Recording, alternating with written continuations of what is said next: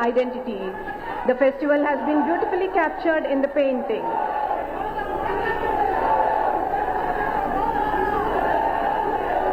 The Cherial scroll painting is a unique art, unique to this state. अब हमारे माननीय प्रधानमंत्री श्री नरेंद्र मोदी जी से सविनय निवेदन करते हैं कि वे हरी झंडी दिखाकर नई वंदे भारत एक्सप्रेस का शुभारंभ करें। The Secunderabad Tirupati Vande Bharat Express is ready to take off on its inaugural run. This is a wonderful gift to the people of two Telugu states, Telangana and Andhra Pradesh. This is a momentous occasion and a proud moment to be cherished. The train has started on its auspicious journey to Tirupati, the abode of Lord Venkateshwara Swami. हमारे प्रधानमंत्री द्वारा हरी झंडी के संकेत पर Vande Bharat express अपने गंतव्य की ओर बढ़ रही है। ये हमारे लिए बहुत ही गर्व का क्षण है। It's a happy moment for the people of two Telugu states of Telangana and Andhra Pradesh. మన తెలుగు ప్రజలకు ఎంతో ప్రీతిపాత్రమైన వెంకటేశ్వర స్వామి కొలువైన ఆధ్యాత్మిక క్షేత్రం తిరుమలకు ఈ వందే భారత్ ఎక్స్ప్రెస్ మరింత వేగవంతంగా చేర్చనుంది. The two Telugu states of Telangana and Andhra Pradesh are about to see their connect getting stronger thanks to India's fully indigenous semi-high-speed train Vande Bharat Express. The city of Hyderabad is getting linked with Tirupati, gateway to the abode of Lord Venkateshwara and Goddess Padmavati, by the fastest and most comfortable rail service offering best-in-class travel experience. The commencement of the new Vande Bharat Express, second such service for Telangana and Andhra Pradesh, is a testimony of the transformational path embarked by our Honorable Prime Minister Shri Narendra Modi Garu towards modernizing rail infrastructure to attain international standards and showcase a giant leap in the transport scenario of India. The connectivity also espouses the commitment of Indian Railways to provide utmost convenience to pilgrims. यह वंदे Bharat express Telangana और आंध्र प्रदेश की जनता के लिए एक अनुपम भेंट है. Honorable Prime Minister Sir is greeting the audience with a radiant smile and a cheerful smile and a wave. And the people are very excited and enthusiastic to see and greet our beloved Prime Minister. यह वंदे Bharat express बहुत बहुत धन्यवाद प्रधानमंत्री महोदय. तेलंगाना और आंध्र प्रदेश को 3 माह की अल्प अवधि में 2 वंदे भारत एक्सप्रेस ट्रेनों का उपहार राज्य लोगों प्रति आपका अपार स्नेह दर्शाता है. हम सब हमारे प्रधानमंत्री जी को तहे दिल से धन्यवाद देते हैं. South Central. All right, the Vande Bharat Express inauguration. That's an important day, Abdul. The Prime Minister launching several development projects. Of course, the first one being the Vande Bharat Express.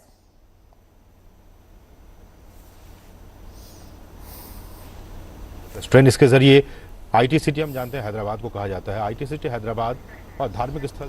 Abdullah was asking you about the plans vis-a-vis the developmental work that is being done and the projects that are getting flagged off today. The first one being the much talked about Vande Bharat Express. Train इसके जरिए IT city हम जानते हैं हैदराबाद को कहा जाता है. IT city Hyderabad और धार्मिक स्थल तिरुपति को जोड़ने की कोशिश आज इस ट्रेन के जरिए की गई है और इससे हैदराबाद से तिरुपति जाने वाले श्रद्धालुओं को जल्दी आने जाने में काफी मदद मिलेगी. ये ट्रेन ऐसा कहा जा रहा है कि इस हफ्ते में series of projects being launched by Prime Minister Narendra Modi, one being the Vande Bharat Express in Secunderabad. Not just that, the Prime Minister is importantly travelling to different other parts of southern India today. He's also going to be travelling to Tamil Nadu and also in fact pole-bound Karnataka as well.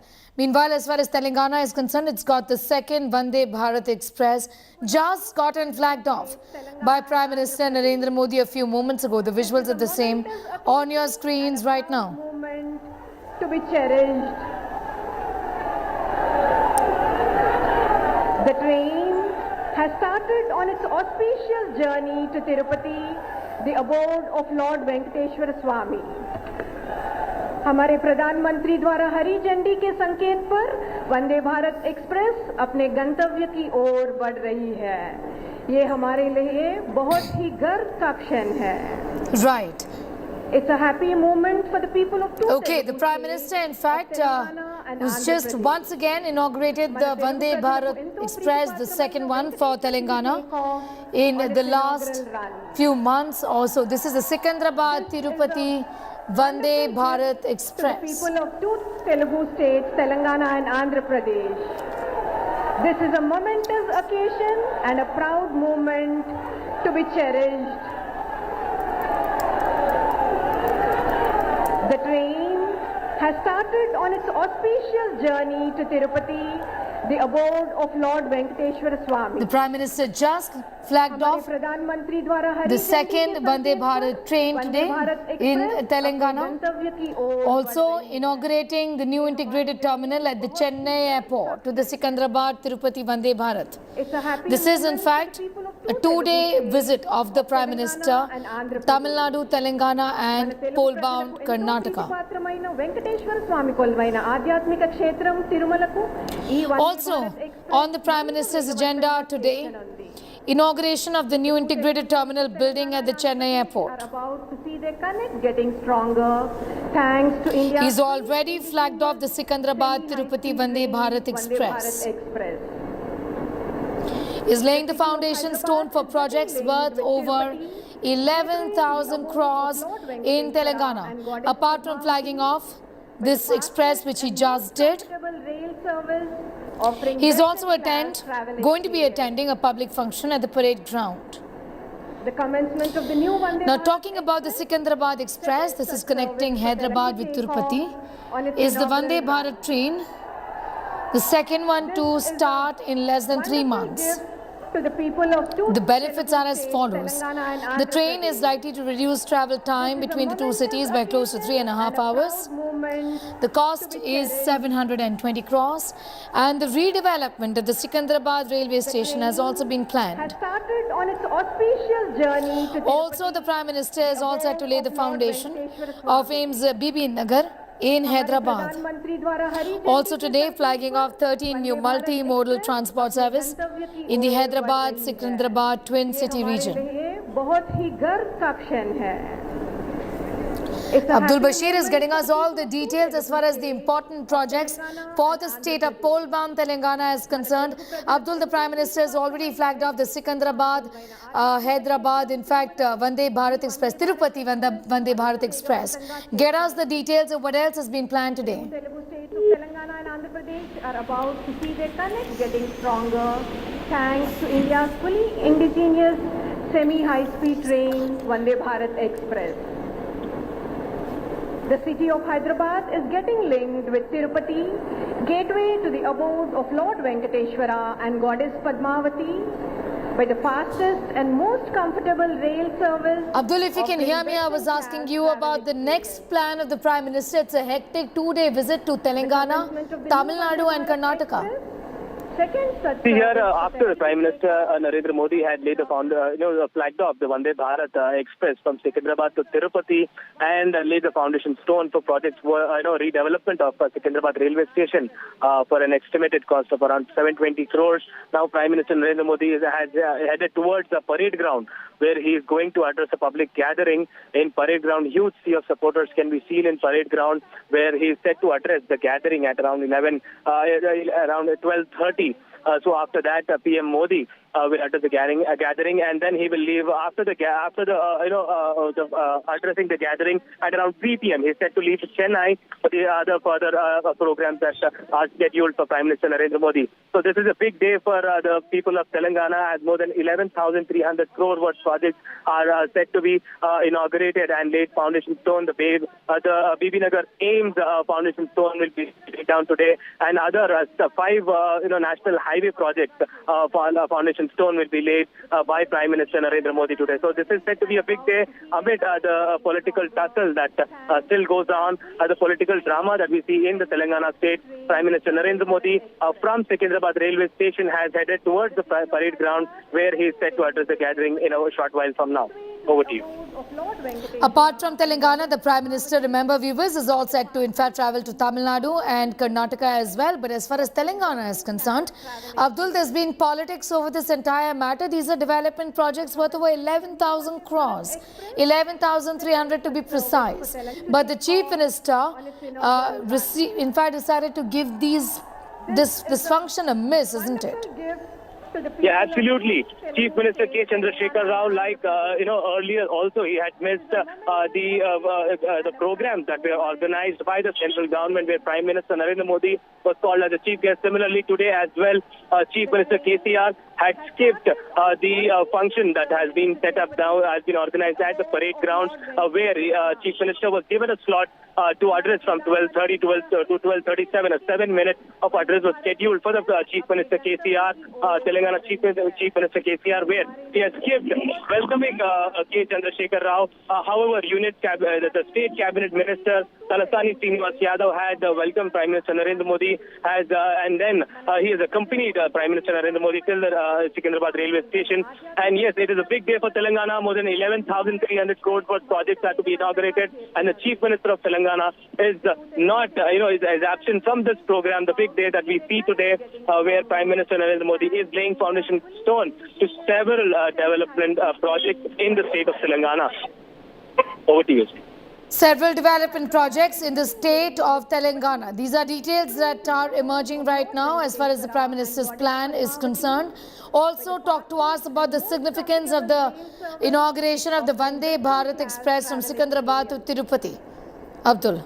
Absolutely, the Vande Bharat Express. This is the second train for the state of Telangana that has been inaugurated by Prime Minister Narendra Modi. This train from Secunderabad to Tirupati will be providing services for 6 days a week. So this is a huge boost for the people of Telangana, as we know that several devotees have already, they travel from Secunderabad to Tirupati, and this will be a booster to these devotees who travel to Tirupati. And this covers around, reduces the time up to more than 3.5 hours of the travel time that is usually from Secunderabad to Tirupati. So this second Vande Bharat train for the state of Telangana is said to be a booster. And as we see that the other developmental projects that Prime Minister Narendra Modi has laid off the foundation stone is for the redevelopment of Secunderabad railway station. This estimated cost of around 720 crores is the foundation stone for this project will be laid down, has been laid down by the Prime Minister Narendra Modi, where world-class amenities will be provided for this railway station. Remember, thousands of people approach regularly to Secunderabad railway station. It is said to be a big railway station in the state of Telangana. And now this project that has been bought by the central government will be a booster for the people of Telangana. So more than 720 crore worth estimate developmental works will be given for the Secunderabad railway station. And now Prime Minister Narendra Modi will also inaugurate and lay foundation stone for 5 national highways in the state of Telangana as well. And also the Bibi Nagar AIIMS foundation stone will be laid down today. So as we see that this is a very huge program that we see today in the state of Telangana. More than 11,300 crores worth projects are being given to the state of Telangana, and we see that the political drama still continues in the state of Telangana when it comes to the BRS party, who has called for a protest against the central government for the privatization of Singareni coal mines and several protests have been called in Ramagundam, Bhupalapalli and Khammam district of Telangana, where BRS supporters had hit on streets against the central government. So this is a situation in Telangana when one side we see Prime Minister Narendra Modi inaugurating several important projects in the state of Telangana. On the other hand, the BRS has called for protest against the Prime Minister Narendra Modi, against the central government. for their policy to centralize, to privatize the Singareni coal mines in the state of Telangana. So this is the day that we see that more than 11,300 crores worth projects are to be, laid foundation stone, and then Prime Minister Narendra Modi, after these programs, will leave for Chennai at around 3 p.m. and then the program continues. Over to you. In fact, pictures from a few moments ago when Prime Minister Narendra Modi flagged off the Secunderabad Tirupati Vande Bharat train, Vande Bharat Express. Rail service offering best-in-class. He was in travel fact not experience. received today by the Chief Minister of Telangana, but by the governor there. And BJP leaders, including BJP's Bandi Sanjay, present to receive the Prime Minister at the Begumpet airport. The Chief Minister has given this function a skip, given the bitter, in fact, equation that we've seen between the BRS and the BJP and the politics on the entire matter over the last few days about the arrest of Bandi Sanjay, BJP in charge in the state of Telangana. That continues to play out even as the state, Abdul, gets the benefit of a series of these developmental projects, isn't it? Yeah, absolutely. The high political drama continues while the Telangana state gets series of developmental projects from the central government, where Prime Minister Narendra Modi himself had arrived Hyderabad at Begumpet Airport. But the Chief Minister K. Chandrasekhar Rao has skipped welcoming Prime Minister Narendra Modi. And as per the protocol, he had skipped this meeting. But as per the protocol, he had to attend. He had to welcome Prime Minister Narendra Modi. And he had to also be present at the state, at the programs that were organized by the central government here. But yes, Chief Minister K. Chandrasekhar Rao had skipped this meeting and has sent his the State Cabinet Minister Talasani Srinivas Yadav. Remember earlier meetings that Prime Minister Narendra Modi had visited in Hyderabad, the same sequence had been repeating, where K. Chandrasekhar Rao for a number of times have skipped welcoming Prime Minister Narendra Modi.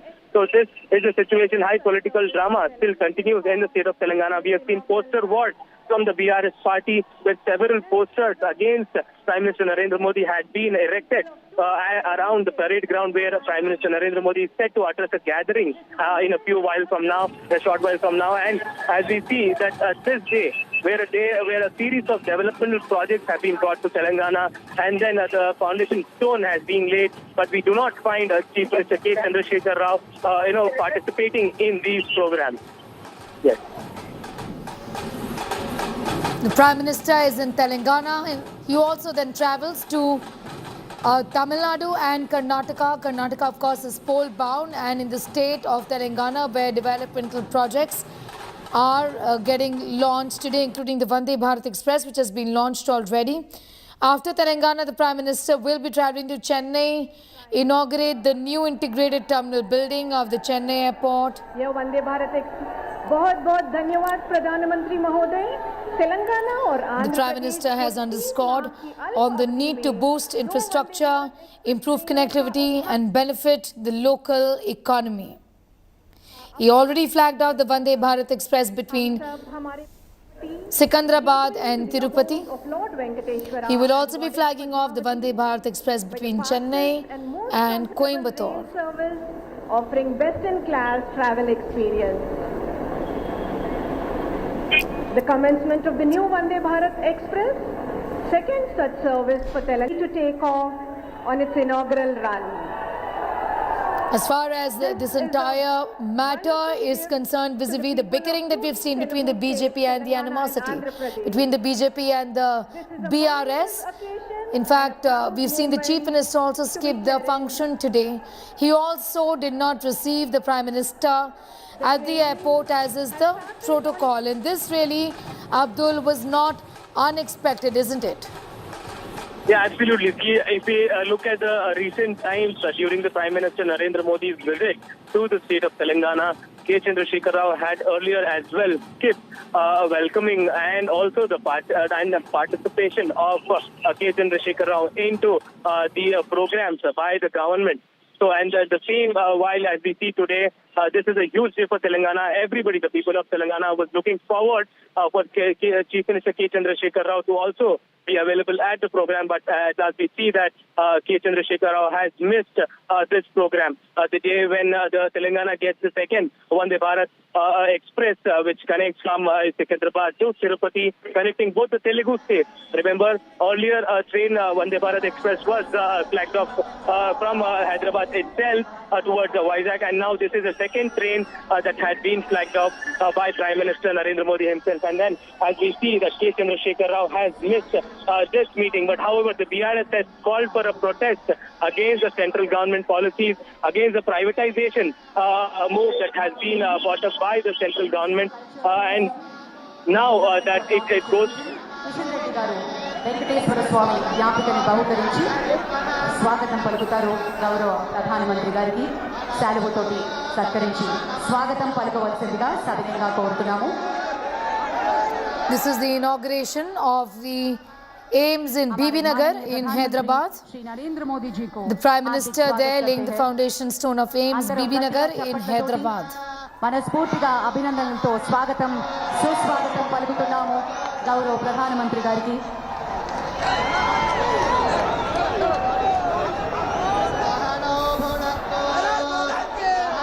గౌరవనీయులు కిషన్ రెడ్డి గారిని ప్రారంభోపన్యాసం ఇవ్వాల్సిందిగా మనవి చేస్తున్నాం. भारत माता की वंदे भारत माता की नरेंद्र मोदी गारी नायकत्వం नरेंद्र मोदी गारी नायकत्వం नरेंद्र मोदी गारी नायकत्వం వచ్చినటువంటి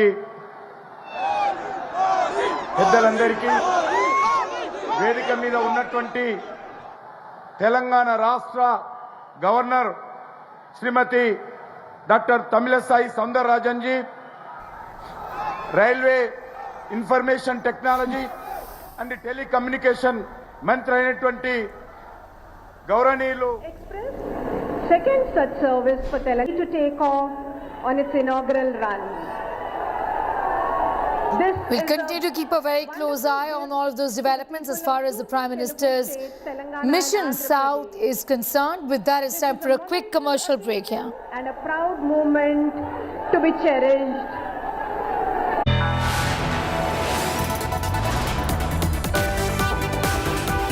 You are watching India Today.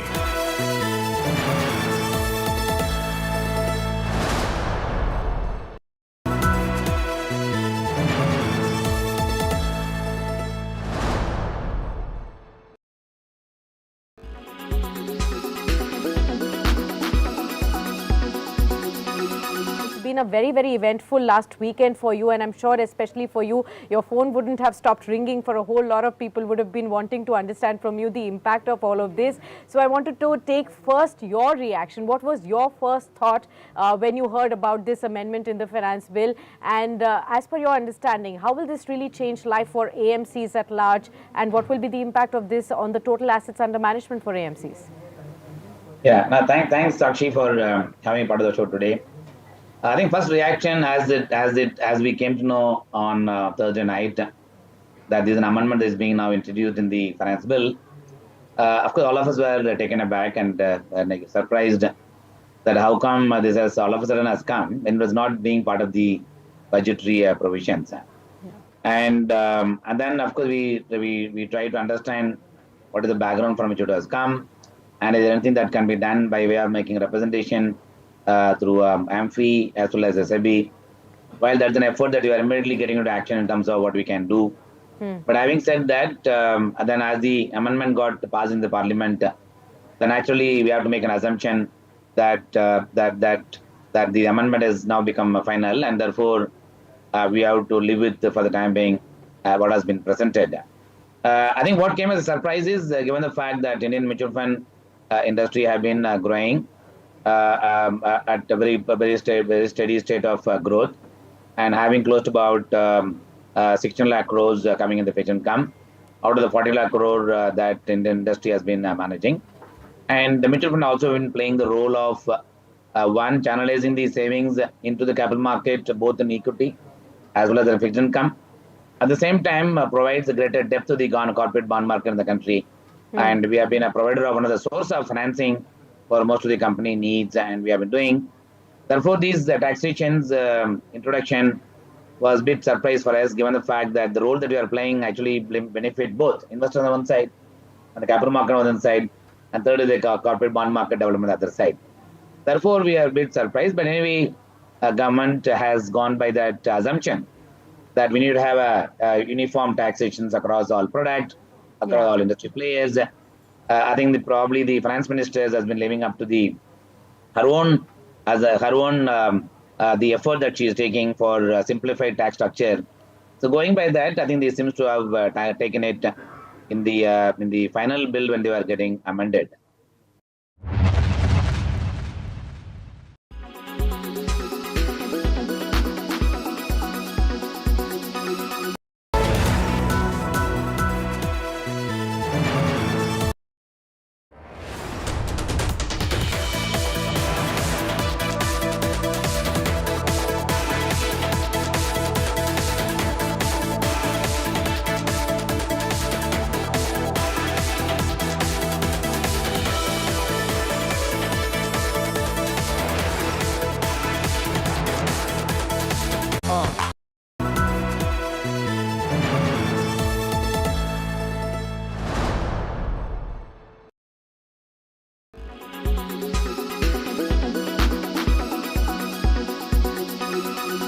Arnab, after Jio's telecom price wars, what's the Reliance game plan in the FMCG space? Given the kind of action that is happening in the market, because Reliance has already invested over $1.1 billion in acquisition of brands and partnerships as per a recent report, and it is expected by Morgan Stanley and JP Morgan that it is going to invest another $4 billion in over the next 3 to 5 years, which is equivalent to 33,000 crore in today's currency terms. So that is a significant investment that they are making, and market competitors in the market like other leading players, FMCG players, are obviously taking note. Like for example, very recently, Mr. Varun Bedi has said that he is closely watching the development that Reliance and the new products that are coming up from the behemoth. And secondly, if you look at the Reliance's game plan, they have not only purchased new brands or launched new products, but they have also hired some of the key industry veterans. Like for example, they have hired Mr. K. Krishnakumar to head their beverages portfolio, which now includes Campa Cola, a well-known brand from 1970s and 80s. So, of course, industry competitors like HUL and others are obviously watching the developments very closely, and given the kind of price that Reliance is offering in competition to these leading multinationals, of course, there could be some price cuts by them as well, the industry insiders tell us. And if you notice that HUL, after cutting pack sizes significantly over the last 2 years due to inflation, they have now started to increase their pack sizes in terms of grammage. They have started to increase the size of their packs at the same rate of late in the last one and a half months.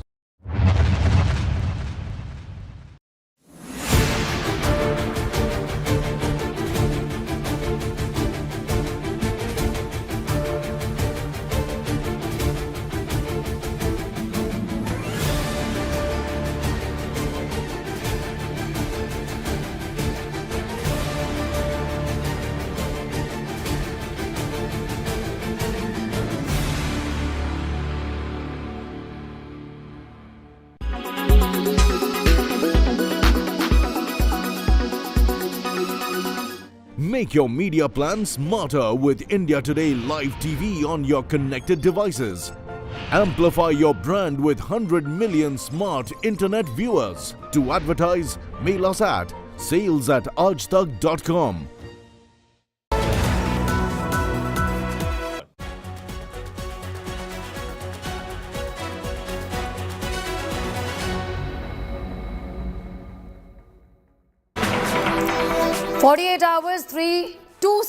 Three states, in fact, Telangana, Tamil Nadu and Karnataka. The Prime Minister is having a series of programs in many of these states. Telangana and Karnataka are also interestingly pole-bound. Right now, the Prime Minister is in Telangana. A few moments ago, he had inaugurated the Secunderabad Tirupati Vande Bharat Express. As we speak, he is in fact laying the foundation stone of AIIMS Bibi Nagar in Hyderabad.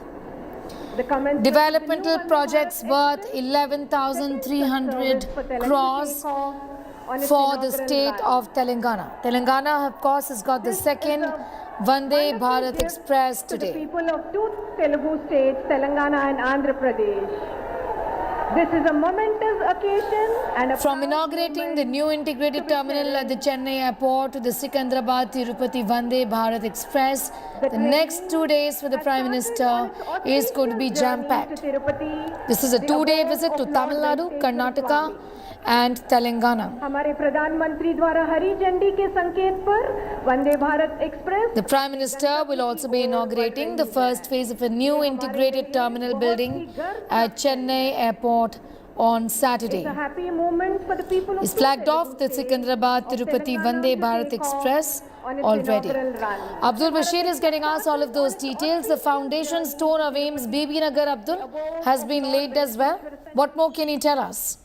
See, absolutely. The South mission by Prime Minister Narendra Modi in which the first state has the city of Hyderabad. Hyderabad has got its second Vande Bharat Express, that is from Secunderabad to Tirupati, a 6-day week functional train accessible to the people of Telangana, which can save more than 3.5 hours of journey from Secunderabad to Tirupati.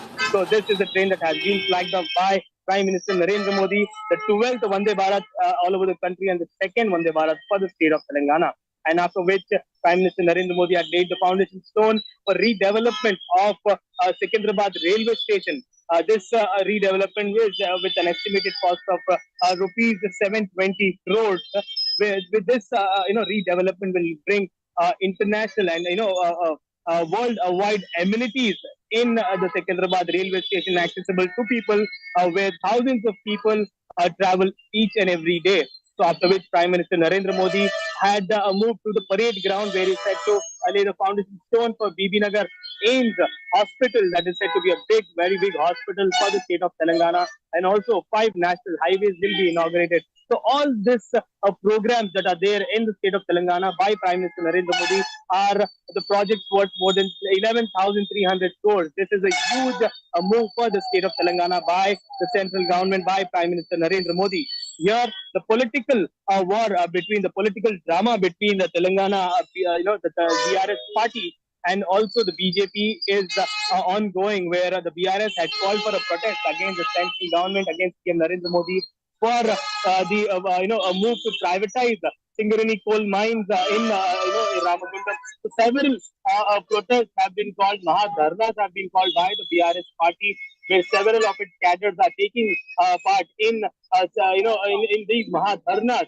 at several parts of the state of Telangana, where Bhupalapalli, Ramagundam, Khammam are the districts where a huge gathering of the BRS party leaders can be seen. Apart from this, several Congress cadre leaders have been house arrested by the Telangana State Police, by the Hyderabad City Police before the arrival of PM Narendra Modi here.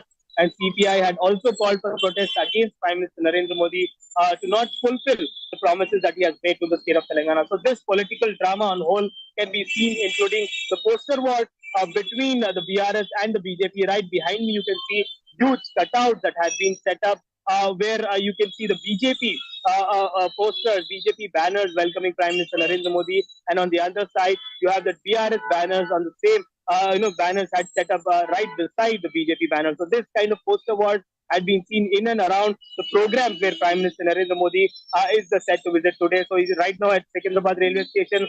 These poster wars have taken place yesterday, all as well near the parade ground. Several banners have been set up by the BRS party while Prime Minister Narendra Modi is set to utter a huge gathering. So huge sea of supporters can be seen in parade ground welcoming Prime Minister Narendra Modi, where he is set to address the people. And here, what we see, the main point here is that K. Chandrasekhar Rao, the Chief Minister of Telangana state, has skipped this particular meeting, this particular program. He has also skipped welcoming Prime Minister Narendra Modi. Remember, earlier in 2022, last year, when Prime Minister Narendra Modi had visited Hyderabad to dedicate the Ramagundam fertilizer factory to the nation, even as well, at that day as well, the Telangana Chief Minister K. Chandrasekhar Rao had skipped the meeting in which he was, as a protocol, had to be present. But this kind of political drama can be seen in Telangana state ahead of polls. Next year, we are going to see polls in the state of Telangana, ahead of which this kind of political drama continues. Over to you. Well, political drama continues. However, as far as the state is concerned, it's a slew of developmental projects, and the BJP Abdul continues to lay thrust on Telangana, which is poll bound. The narrative, of course, is going to be that when there is a double engine sarkar, there will only be growth. And this is what the BJP is looking at, isn't it? As far as Telangana is concerned as well. Yeah, absolutely. The double engine sarkar, proposal that had been given by the state BJP time and again, where the BJP is set all aggressive against the BRS party in the state here. Earlier, we have seen, the SSC paper leak case in which the state BJP chief Bandi Sanjay was accused as the first accused, primary accused in this case, and he was remanded to judicial custody for 14 days, after which he had been granted bail, and now he's set to attend the Prime Minister's meeting. So this is the move that we see, where the BJP had been proposing a double engine sarkar in the state of Telangana, where the people are, they're trying to seek the people's support. Several programs and yatras have been held by the Telangana BJP as well. But the BRS is also countering the BJP in the same manner by organizing Mahadharnas and several protests that we see in the state of Telangana. The Prime Minister travelling to other different states as well, not just Telangana. Of course, today he's in Hyderabad. He will also be moving to Chennai and then Karnataka. We'll get in more details as far as the Prime Minister's Mission South is concerned. Currently, 11,300 crores. These are projects for Telangana. The Prime Minister has already inaugurated the Secunderabad or Tirupati Vande Bharat Express, the second one for Telangana, in the last 3 months or so. We'll continue to keep a close eye on those developments as far as Modi's Mission South is concerned. It's time for a quick commercial break here.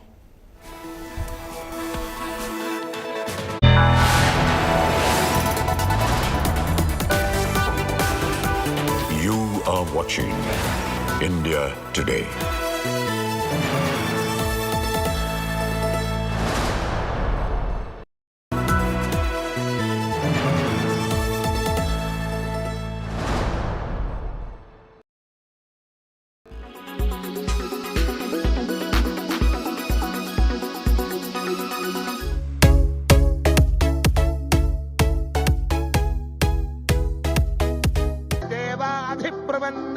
अयं च ब्रह्मणस्पतिः अयं मुहूर्तः सुमुहूर्तोऽस्तु सुमुहूर्ताले सूर्यादीनां नवानां ग्रहाणां अत्यन्तानुकूल्यतां फलसिद्धिरस्तु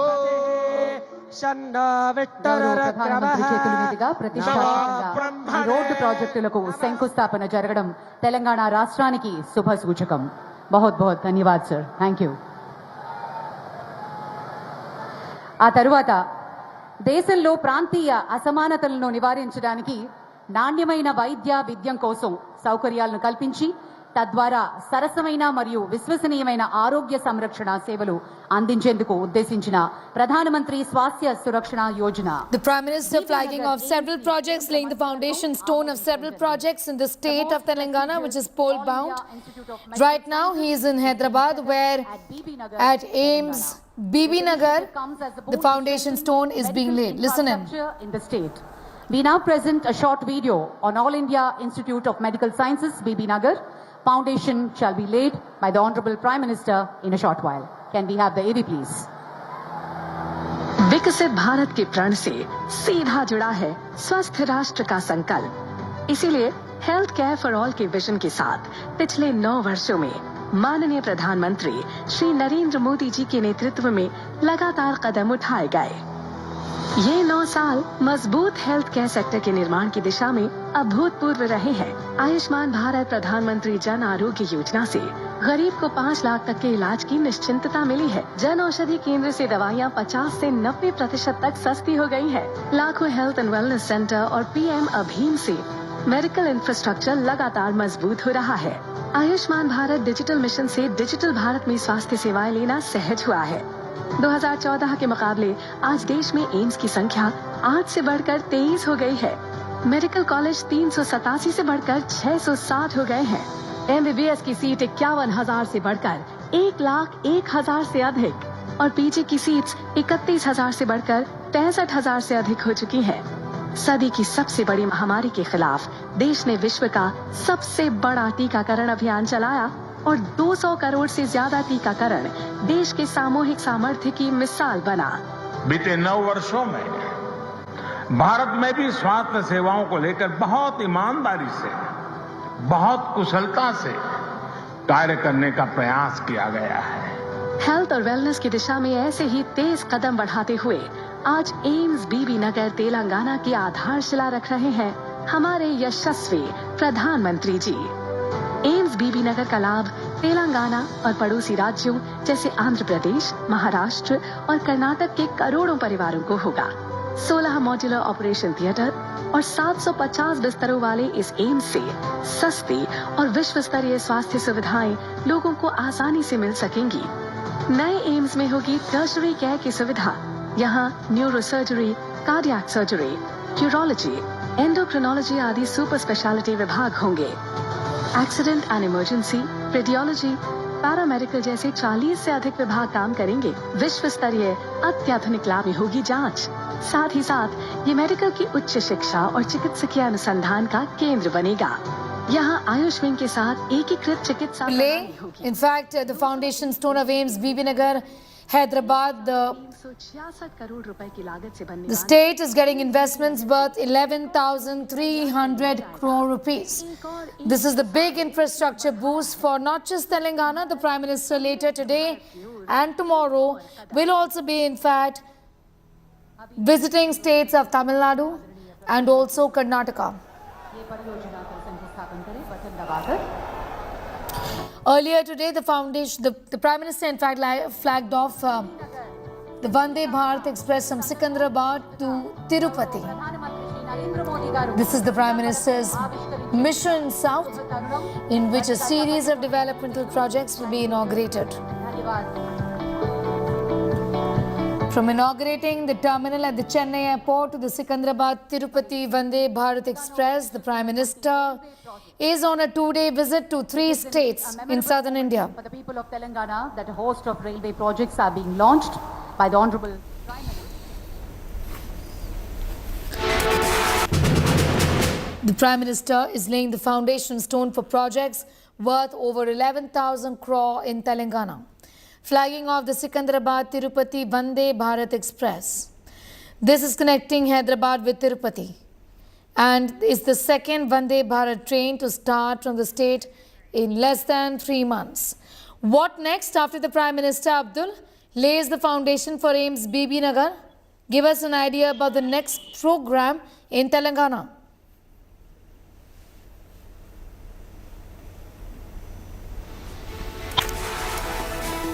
Stone of AIIMS Bibi Nagar in Telangana. The Prime Minister Narendra Modi is also to lay the foundation stone of 5 other national highway projects in the state of Telangana. After which he is set to address a huge gathering at the parade ground, and then he's where a huge sea of supporters of Prime Minister Narendra Modi had assembled, and there are vast celebrations that were held before his arrival. And now the Prime Minister Narendra Modi has arrived. He's set to address the gathering, and then after that he will move towards the Begumpet airport and then towards Chennai. So this is a very packed schedule that we see of the Prime Minister Narendra Modi today. The South mission that Prime Minister Narendra Modi has taken up today sees that Telangana is having a huge day today with more than 11,300 crores worth projects that are being foundation stone are being laid in the state of Telangana. Over to you. All right, then the Prime Minister is also travelling to Tamil Nadu and Karnataka, laying the foundation stone of AIIMS Bibi Nagar at a cost of 1,350 crores. Also 5 other national highway projects. Because of the thrust here, as far as developmental work is concerned, and the recent but ongoing bickering between the BRS and the BJP, Abdul, the Chief Minister, has given these important developmental projects, and the functions are missed today. And also, Abdul has not received the Prime Minister at the airport, as is the protocol, isn't it? Yeah.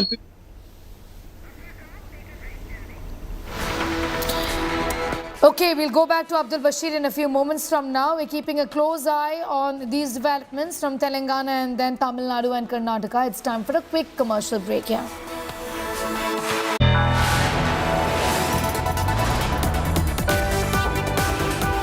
You are watching India Today.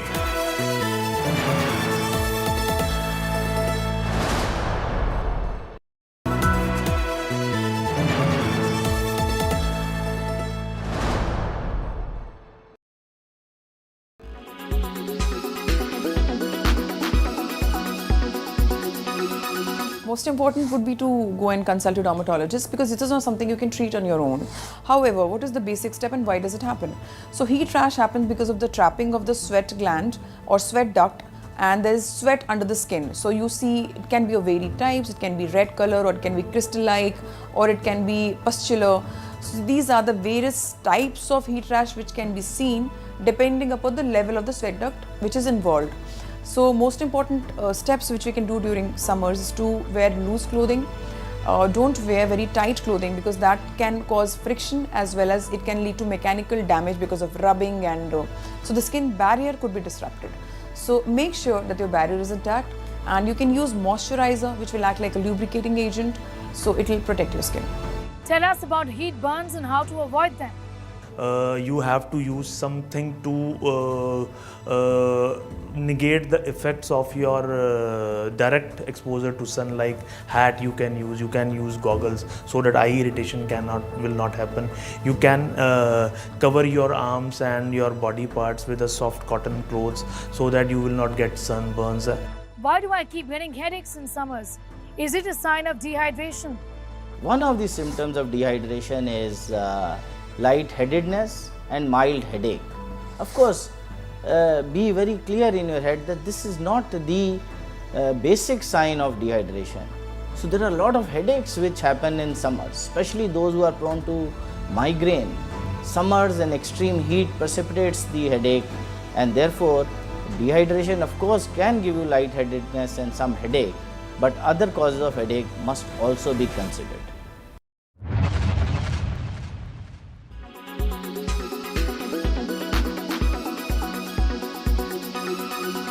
Make your media plan smarter with India Today Live TV on your connected devices. Amplify your brand with 100 million smart internet viewers. To advertise, mail us at sales@aajtak.com.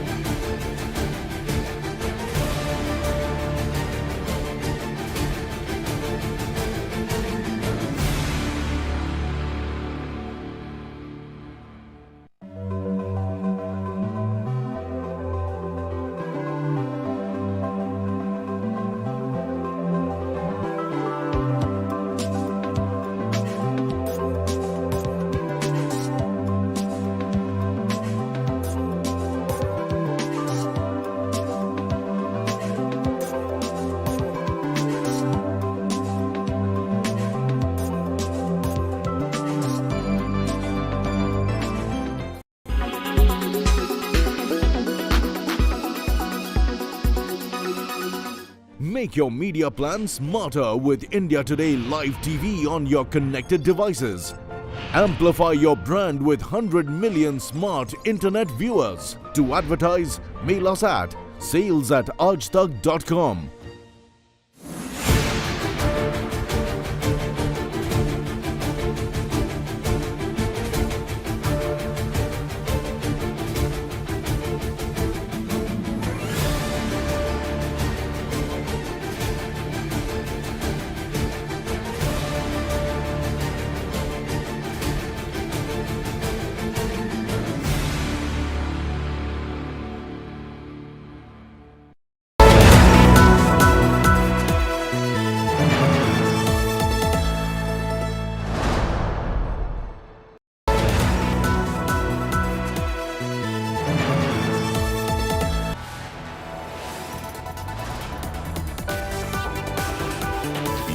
are watching India Today.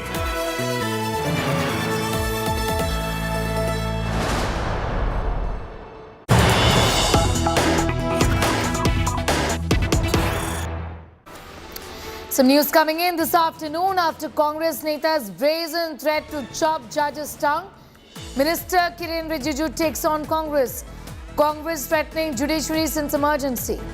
Won't sit quietly if anyone attacks the judiciary is what the law minister has said.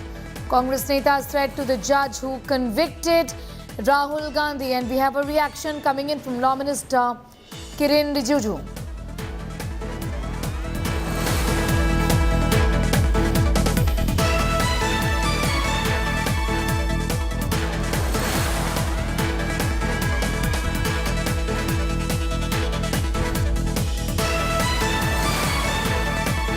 Sit quietly if the Congress threatens the judiciary.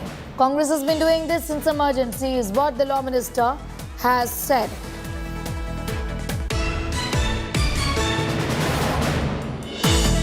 नहीं बेटे Congress party judiciary को threaten करने का जो सिलसिला है वो अभी सिर्फ नहीं हुआ इमरजेंसी से पहले is in Hyderabad and he is speaking right now at the foundation's laying ceremony of AIIMS Bibi Nagar in Hyderabad. Let's listen in. Mayna Sodara Soidari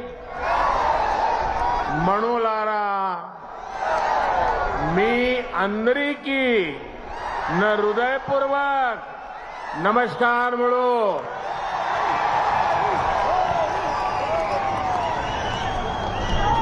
महान क्रांतिकारियों की धरती तेलंगाना को मेरा शत शत प्रणाम।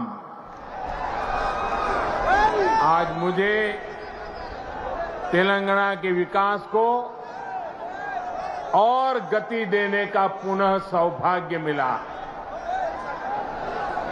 थोड़ी देर पहले ही तेलंगाना आंध्र प्रदेश को जोड़ने वाली एक और वंदे भारत ट्रेन को हरी झंडी दिखाई गई है।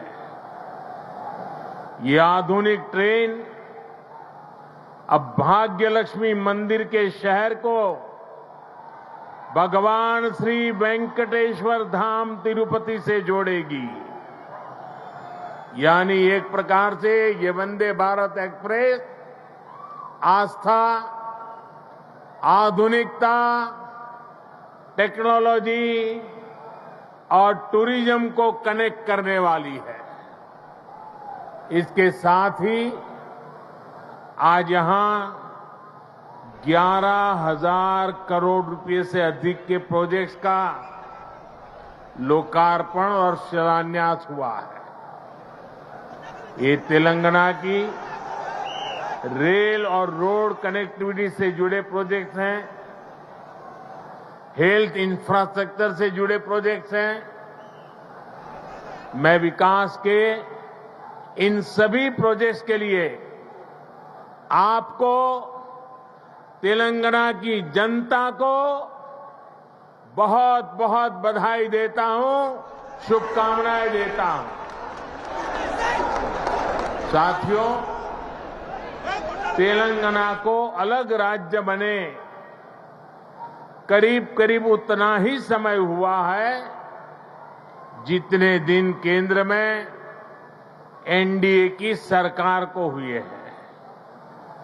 तेलंगाना के निर्माण में, तेलंगाना के गठन में जिन सामान्य नागरिकों ने, यहां की जनता जनार्दन ने योगदान दिया है, मैं आज फिर एक बार कोटि कोटि जनों को आदरपूर्वक नमन करता हूं। तेलंगाना के विकास को लेकर, तेलंगाना के लोगों के विकास को लेकर जो सपना आपने देखा था, तेलंगाना के नागरिकों ने देखा था, उसे पूरा करना केंद्र की एनडीए सरकार अपना कर्तव्य समझती है। हम सबका साथ, सबका विकास, सबका विश्वास, सबका प्रयास के मंत्र को लेकर के आगे बढ़ रहे हैं। हमने पूरा प्रयास किया है कि भारत के विकास का जो नया मॉडल बीते 9 वर्षों में विकसित हुआ है, उसका लाभ तेलंगाना को भी ज्यादा से ज्यादा मिले। इसका एक उदाहरण हमारे शहरों का विकास है। बीते 9 वर्षों में हैदराबाद में ही करीब 70 किलोमीटर का मेट्रो नेटवर्क बनाया गया है। Hyderabad multi modal transport system MMTS project पर भी इस दौरान तेजी से काम हुआ है। आज भी यहां 13 MMTS सर्विस शुरू हुई है। MMTS का तेजी से विस्तार हो, इसके लिए इस वर्ष के केंद्र सरकार के बजट में तेलंगाना के लिए 600 करोड़ रुपए रखे गए हैं। इससे हैदराबाद, सिकंदराबाद सहित आसपास के जिलों के लाखों साथियों की सुविधा और बढ़ेगी। इससे नए बिजनेस हब बनेंगे, नए इलाकों में इन्वेस्टमेंट होना शुरू होगा। साथियों, 100 साल में आई सबसे बड़ी गंभीर महामारी और 2 देशों के युद्ध के बीच आज दुनिया भर की अर्थव्यवस्थाओं में बहुत तेज गति से उतार चढ़ाव हो रहा है। इस अनिश्चितता के बीच भारत दुनिया के उन देशों में से एक है जो अपने इंफ्रास्ट्रक्चर को आधुनिक बनाने के लिए रिकॉर्ड निवेश कर रहा है। इस साल के बजट में भी 10 लाख करोड़ रुपए आधुनिक इंफ्रा के लिए अलॉट किए गए हैं। आज का नया भारत, 21वीं सदी का नया भारत तेजी से देश के कोने कोने में मॉडर्न इंफ्रा बना रहा है। तेलंगाना में भी बीते 9 वर्षों में रेलवे बजट में लगभग 17 गुना की वृद्धि की गई है। अभी अश्विनी जी आंकड़ा दे रहे थे। इससे नई रेल लाइन बिछाने का काम हो, रेल लाइनों की डबलिंग का काम हो या फिर इलेक्ट्रिफिकेशन का काम हो, सभी कुछ रिकॉर्ड तेजी से हुआ है। आज जिस सिकंदराबाद और महबूबनगर के बीच रेल लाइन की डबलिंग का काम पूरा हुआ है, वो इसी का उदाहरण है। इससे हैदराबाद और बेंगलुरु की कनेक्टिविटी भी बेहतर होगी। देश भर के बड़े रेलवे स्टेशनों को आधुनिक बनाने का जो अभियान शुरू हुआ है, उसका लाभ भी तेलंगाना को मिल रहा है। सिकंदराबाद रेलवे स्टेशन का विकास भी इसी अभियान का हिस्सा है। साथियों, रेलवे के साथ ही केंद्र सरकार द्वारा तेलंगाना में हाईवे का नेटवर्क भी तेज गति से विकसित किया जा रहा है। आज 4 हाईवे प्रोजेक्ट्स का शिलान्यास यहां हुआ है। 2300 करोड़ की लागत से अक्कलकोट कर्नूल सेक्शन को हो, 1300 करोड़ की लागत से महबूब नगर चिंचोली सेक्शन का काम हो, करीब 900 करोड़ रुपए की लागत से कलवाकुर्ती कोल्हापुर हाईवे का काम हो, 2700 करोड़ की लागत से खम्मम देवरापल्ली सेक्शन का काम हो। केंद्र सरकार तेलंगाना में आधुनिक नेशनल हाईवे निर्माण के लिए पूरी शक्ति से जुटी है। केंद्र सरकार के निरंतर प्रयास की वजह से आज तेलंगाना में नेशनल हाईवे की लंबाई 2 गुनी हो चुकी है। साल 2014 में जब तेलंगाना का निर्माण हुआ था, तब यहां 2500 किलोमीटर के आसपास नेशनल हाईवे थे। आज तेलंगाना में नेशनल हाईवे की लंबाई बढ़कर के 5000 किलोमीटर पहुंच गई है। इन वर्षों में केंद्र सरकार ने तेलंगाना में नेशनल हाईवे बनाने के लिए करीब करीब 35,000 करोड़ रुपए खर्च किए हैं।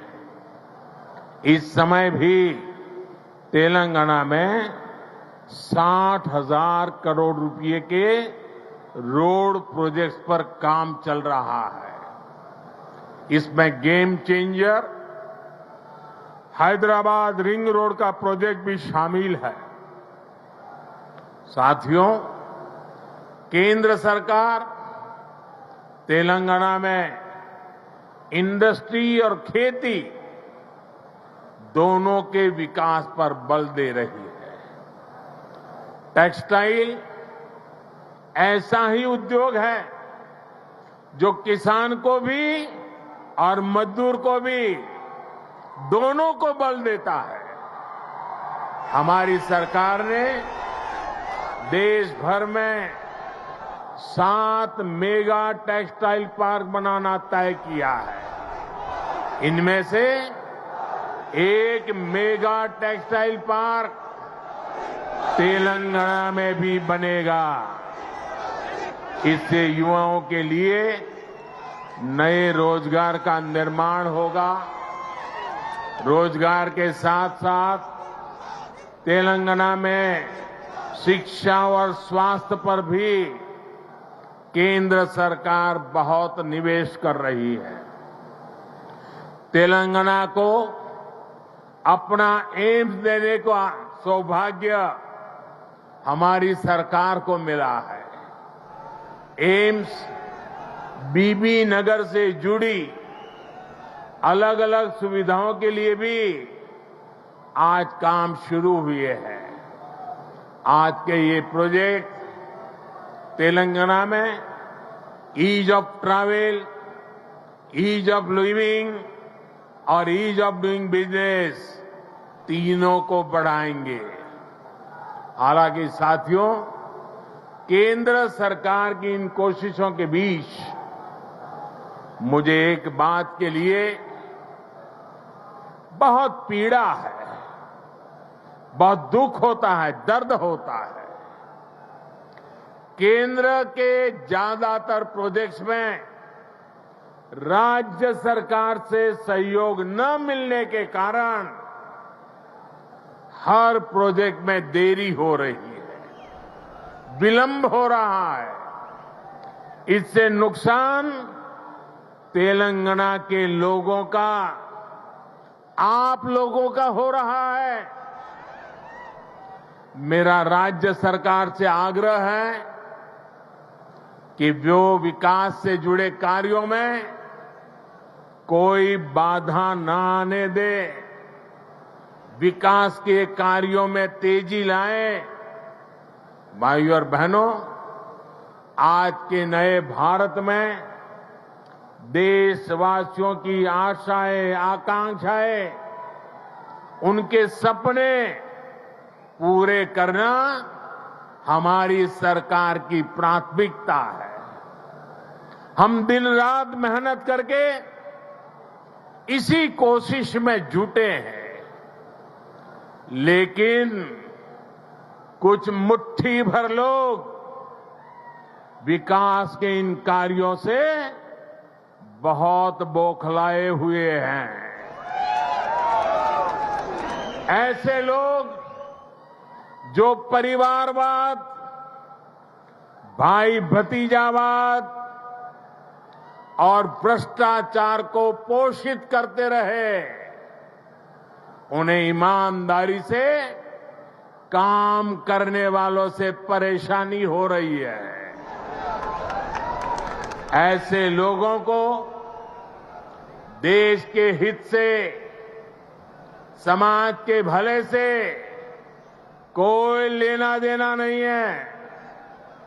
ये लोग सिर्फ और सिर्फ अपने कुनबे को फलता फूलता देखना पसंद करते हैं।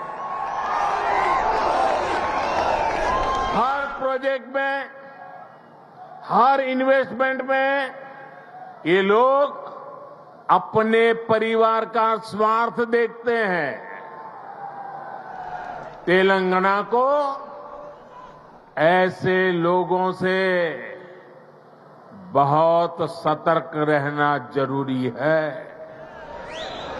भाइयों और बहनों, भ्रष्टाचार और परिवारवाद एक दूसरे से अलग नहीं है। जहां परिवारवाद और भाई भतीजावाद होता है, वहीं से हर प्रकार का करप्शन फलना फूलना शुरू हो जाता है। परिवारवाद, वंशवाद का मूल मंत्र ही सब चीजों को कंट्रोल करना होता है। परिवारवादी हर व्यवस्था पर अपना कंट्रोल रखना चाहते हैं। उन्हें ये बिल्कुल पसंद नहीं आता कि कोई उनके कंट्रोल को चैलेंज करे। आपको मैं एक उदाहरण देता हूं। आज केंद्र सरकार ने डायरेक्ट बेनिफिट ट्रांसफर डीबीटी व्यवस्था विकसित की है। आज किसानों को, विद्यार्थियों को, छोटे व्यापारियों को, छोटे कारोबारियों को आर्थिक मदद का पैसा सीधे उनके बैंक खाते में भेजा जाता है। हमने देश भर में डिजिटल पेमेंट की व्यवस्था बढ़ाई है। आखिर ये पहले क्यों नहीं हो पाता था? ये इसलिए नहीं हुआ क्योंकि परिवारवादी ताकतें व्यवस्था पर, सिस्टम पर अपना कंट्रोल छोड़ना नहीं चाहते थे। किस लाभार्थी को क्या लाभ मिले, कितना मिले, इसका नियंत्रण ये परिवारवादी अपने पास रखना चाहते हैं। इससे इनके 3 मतलब सत्य थे। एक, इनके ही परिवार की जय जयकार होती रहे। दूसरा, करप्शन का पैसा इनके परिवार के पास ही आता रहे, और तीसरा, जो पैसे गरीब के लिए भेजे जाते हैं वो पैसे इनके भ्रष्ट इकोसिस्टम के अंदर बांटने के काम आ जाए। आज मोदी ने भ्रष्टाचार की इसलिए जड़ पर प्रहार कर दिया है। मुझे तेलंगाना के भाई बहन बताइए, आप जवाब देंगे? आप जवाब देंगे? भ्रष्टाचार के खिलाफ लड़ना चाहिए कि नहीं लड़ना चाहिए? भ्रष्टाचारियों के खिलाफ लड़ना चाहिए कि नहीं चाहिए? देश को भ्रष्टाचार से मुक्त करना चाहिए कि नहीं करना चाहिए? कितना ही बड़ा भ्रष्टाचारी हो, कानूनी कदम उठाने चाहिए कि नहीं उठाने चाहिए? भ्रष्टाचारियों के खिलाफ कानून को काम करने देना चाहिए कि नहीं करने देना चाहिए? और इसलिए ये लोग तिल मिलाए हुए हैं, बौखलाहट में कुछ भी किए जा रहे हैं। कुछ दिन पहले तो ऐसे कई राजनीतिक दल को अदालत में चले गए, कोर्ट के पास पहुंच गए थे कि हमें सुरक्षा दो, ये हमारे भ्रष्टाचार की किताबें कोई खोले नहीं। कोर्ट के पास गए, कोर्ट ने वहां भी उनको झटका दे दिया और क्या वापस भेज दिया।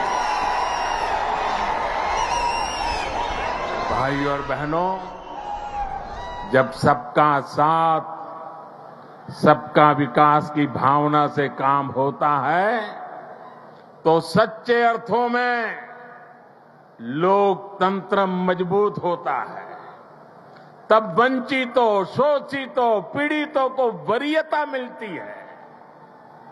और यही तो बाबा साहब आम्बेडकर का सपना था, यही तो संविधान की सच्ची भावना है।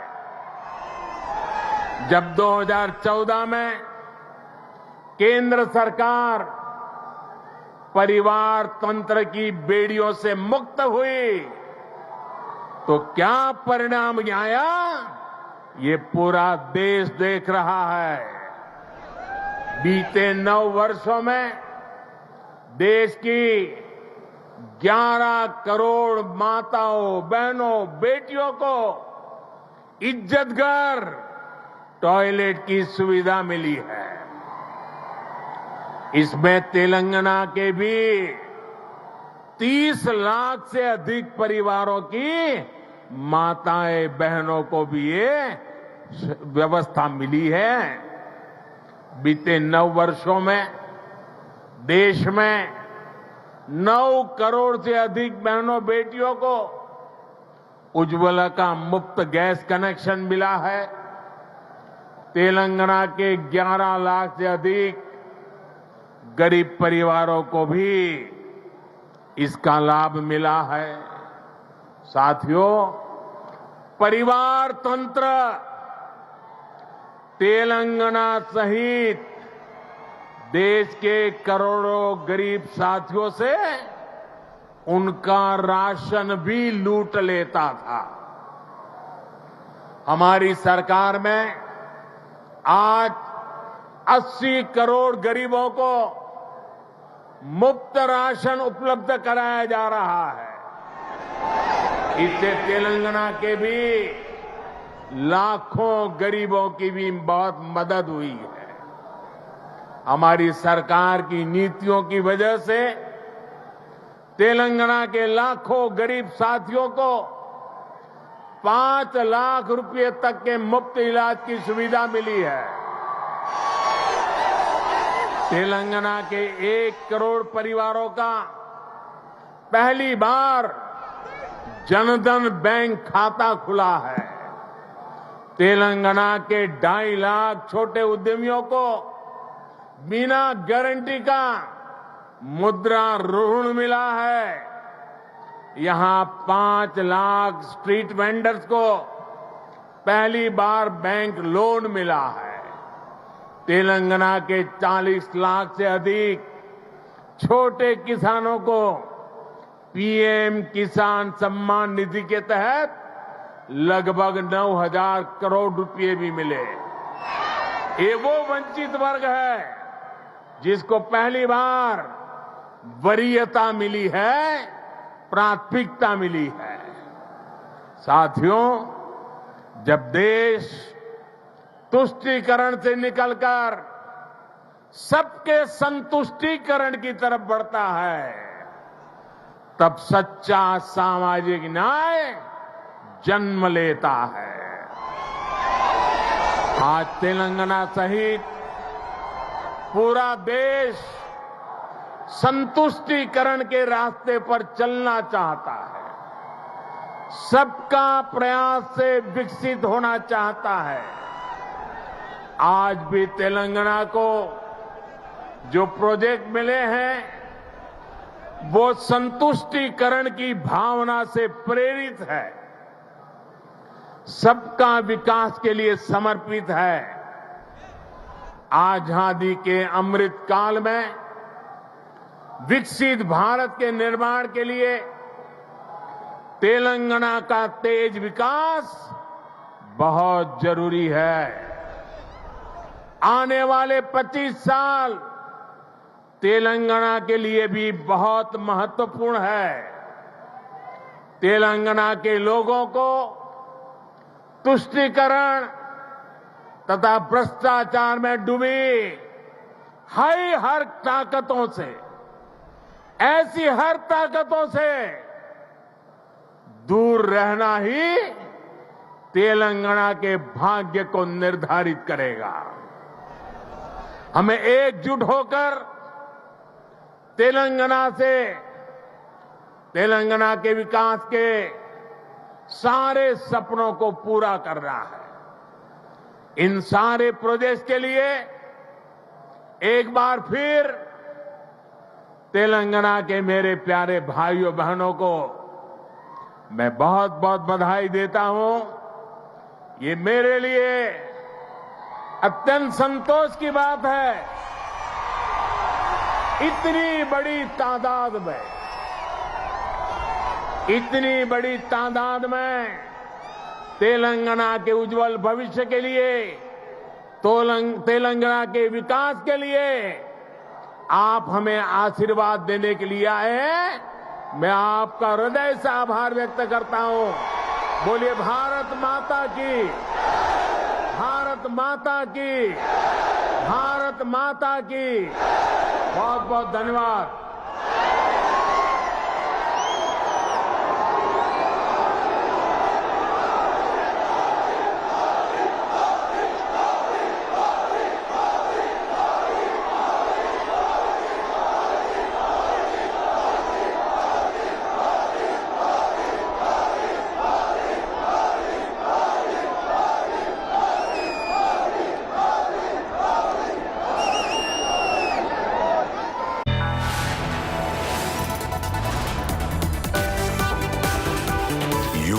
Watching India Today.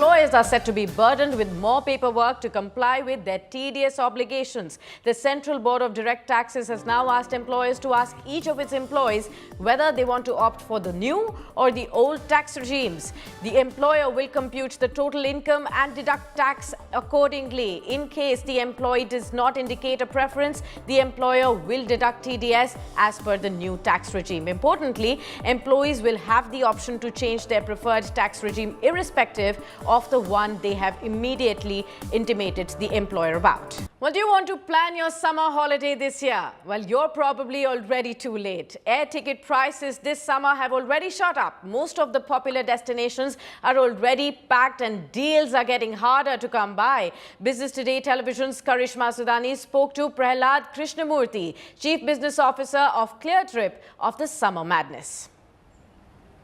Actually, there has been a lot of rationalization with respect to the fares. Since October, November, December from last year, things have been pretty quite stable, I would say, right? And we expect a strong summer season ahead of us as well. And I don't see fares changing heavily from what they are today. Okay. Now, you did talk about fares kind of stabilizing, rationalizing, but in terms of, if I ask you, which destinations do well in terms of travelers booking, just an idea. I know you may not have the exact data because we are just starting off with the traveling schedule. Which are the key destinations that usually tourists opt for when it comes to traveling during the summer? So actually, we have decent amount of information on this because a lot of the summer season started, I would say, from around 20th to 22nd of March itself, right? So we have good 10 days of information that's quite rich. So I would say the top destination you could say are Goa, of course, it remains an all-time favorite. Then there's Srinagar, Cochin, Varanasi, Bagdogra, Dehradun. These are the top destinations from a domestic standpoint. And international, it is Thailand, UAE, Singapore, Maldives, Saudi Arabia has started coming into the top 10, right? And Nepal. So this is our top destinations. I hope that helps. Okay, and irrespective of demand, the airfares for these remain stabilized, is what you're telling me? Currently, yes. So there are, let us say, a lot of capacity has not yet been added, right? So because of which the demand and supply, there is a decent amount of match there. So that's why the airfares haven't dramatically increased.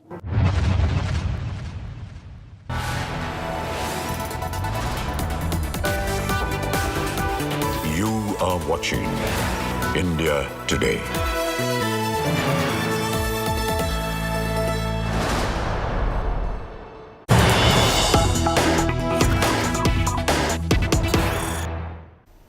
Some news just coming in. Well, after Prime Minister Modi's sharp attacks against K. Chandrasekhar Rao, poster has surfaced near the parade ground. The posters read, "Kavita, get ready to go to jail," referring to K. Kavita, daughter of Chief Minister K. Chandrasekhar Rao. Posters against MLC of BRS K. Kavita has now surfaced.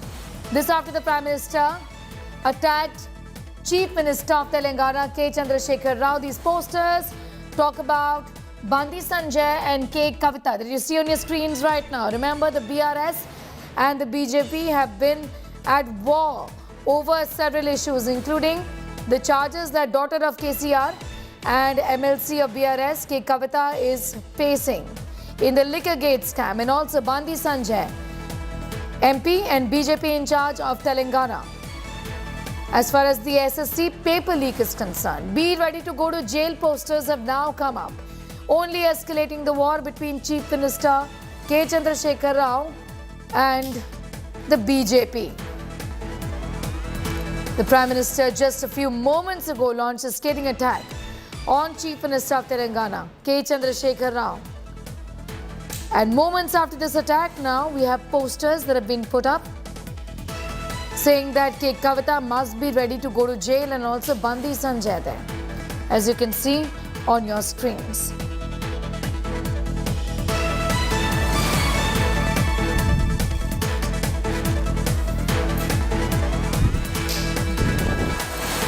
The Prime Minister was in Telangana, in fact, and today the Chief Minister K. Chandrasekhar Rao did not receive the Prime Minister as is the protocol, and also skipped all the government functions when it comes to investments worth over 11,000 crores in the state of poll-bound Telangana. A few moments ago, he launched a scathing attack against K. Chandrasekhar Rao, and now, Abdul, we have these posters that have come up. The war here only intensifying, isn't it? Yeah, absolutely. The poster war that had begun yesterday ahead of PM Modi's arrival, we have seen several posters against the Prime Minister Narendra Modi were set up around parade ground. But we see a new poster that has come up where Bandi Sanjay, the poster that says Bandi Sanjay has come, Modi is coming, KTR, Kavita, get ready to go to jail. If you see this poster that clearly states that the BJP is trying to tell that Bandi Sanjay is out from jail. Remember, Bandi Sanjay was sent to judicial custody for 14 days by the Warangal court in 10th SSC paper leak case, after which he was granted jail day before yesterday, and yesterday he was out, and today he's right inside, attending the program, Prime Minister Narendra Modi's program. After which this statement, this poster that has been put up near parade ground states that Bandi Sanjay has come, Modi is coming, KTR and Kavita get ready to go to jail. This is what the poster says. However, the BJP time and again has been stating that Kavita will be, jail, will be sent to prison in the ED investigation in the Delhi liquor scam case. And we see that today these posters have come up where KTR name has also been mentioned in this poster. Over to you. All right, I'm going to thank you for the moment, Abdul Bashir, getting us all of those details as far as the war between the BRS and the BJP is concerned. That brings us to the end of this edition. For that story and much more, do log on to our website. That's indiatoday.in. You can also download the India Today app. News continues on the other side. Thanks for watching.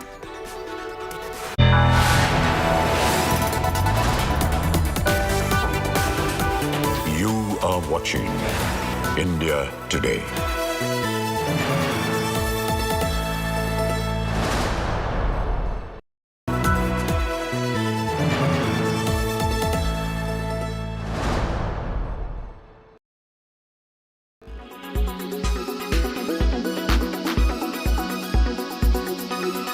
Everyone's been giving rave reviews about Swigato, the trailer that you guys just saw. It is a theatrical release. It's not an OTT only release, of course. I urge all of you all to go to the cinema halls and watch this movie. It's a tearjerker. It's doing well at film festivals across the world. But more importantly, I host a technology show for the India Today group. And there's a huge tech element behind this particular movie. It's man and algorithm. Everything changed during the lockdown. And content consumption patterns changed. More importantly, how we really ordered food all the time and were largely apathetic to the real situation on the other end of the delivery app. So how much of this, the script writing process was actually influenced, Nandita, by the algorithm?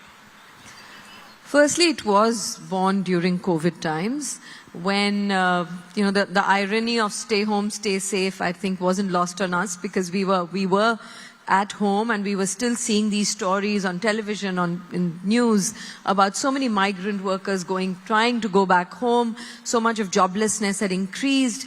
People were doing far more menial work than what they deserved or what they were doing earlier. So there was all of this happening, and in some ways gig economy was seen as a bit of a savior. It was a new profession comparatively, and there were a lot of young people who were delivering things while we sat at home. And it was just I was just curious that what was their life? Because this was not a traditional workspace where you have colleagues and co-workers and a boss and you ask around and you complain about something. There was no contact. You were literally on your own with this one phone in your hand. And in a country that's largely, not so literate, grappling with rules changing on the phone, with new instructions, and, this ominous boss who's sort of invisible in some sense. Everything is on the phone. Who do you talk to? Who do you ask? Who is your colleague? So it was just sort of interesting that how these nameless, faceless people were just called, Oi Swiggy, Oi Zomato.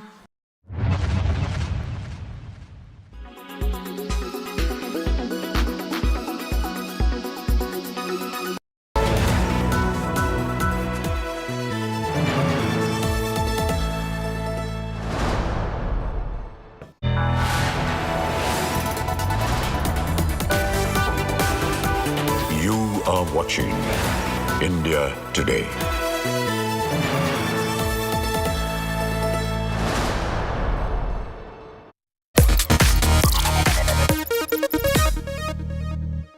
Hello and welcome to this special broadcast of Tech Today, where we dive into the latest advancements in technology and explore the potential risks and rewards they bring. Today we focus on the ever-evolving world of artificial intelligence and the growing concerns surrounding generative AI like ChatGPT and Google Bard.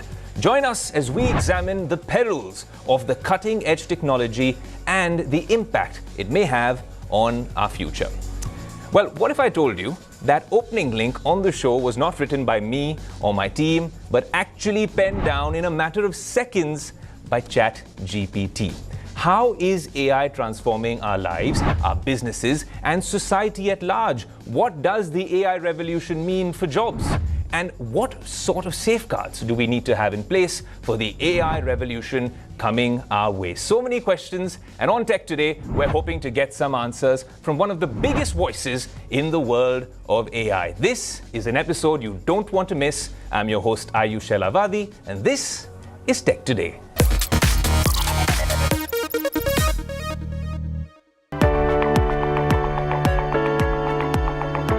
Disinformation, deepfakes, and jobs at risk.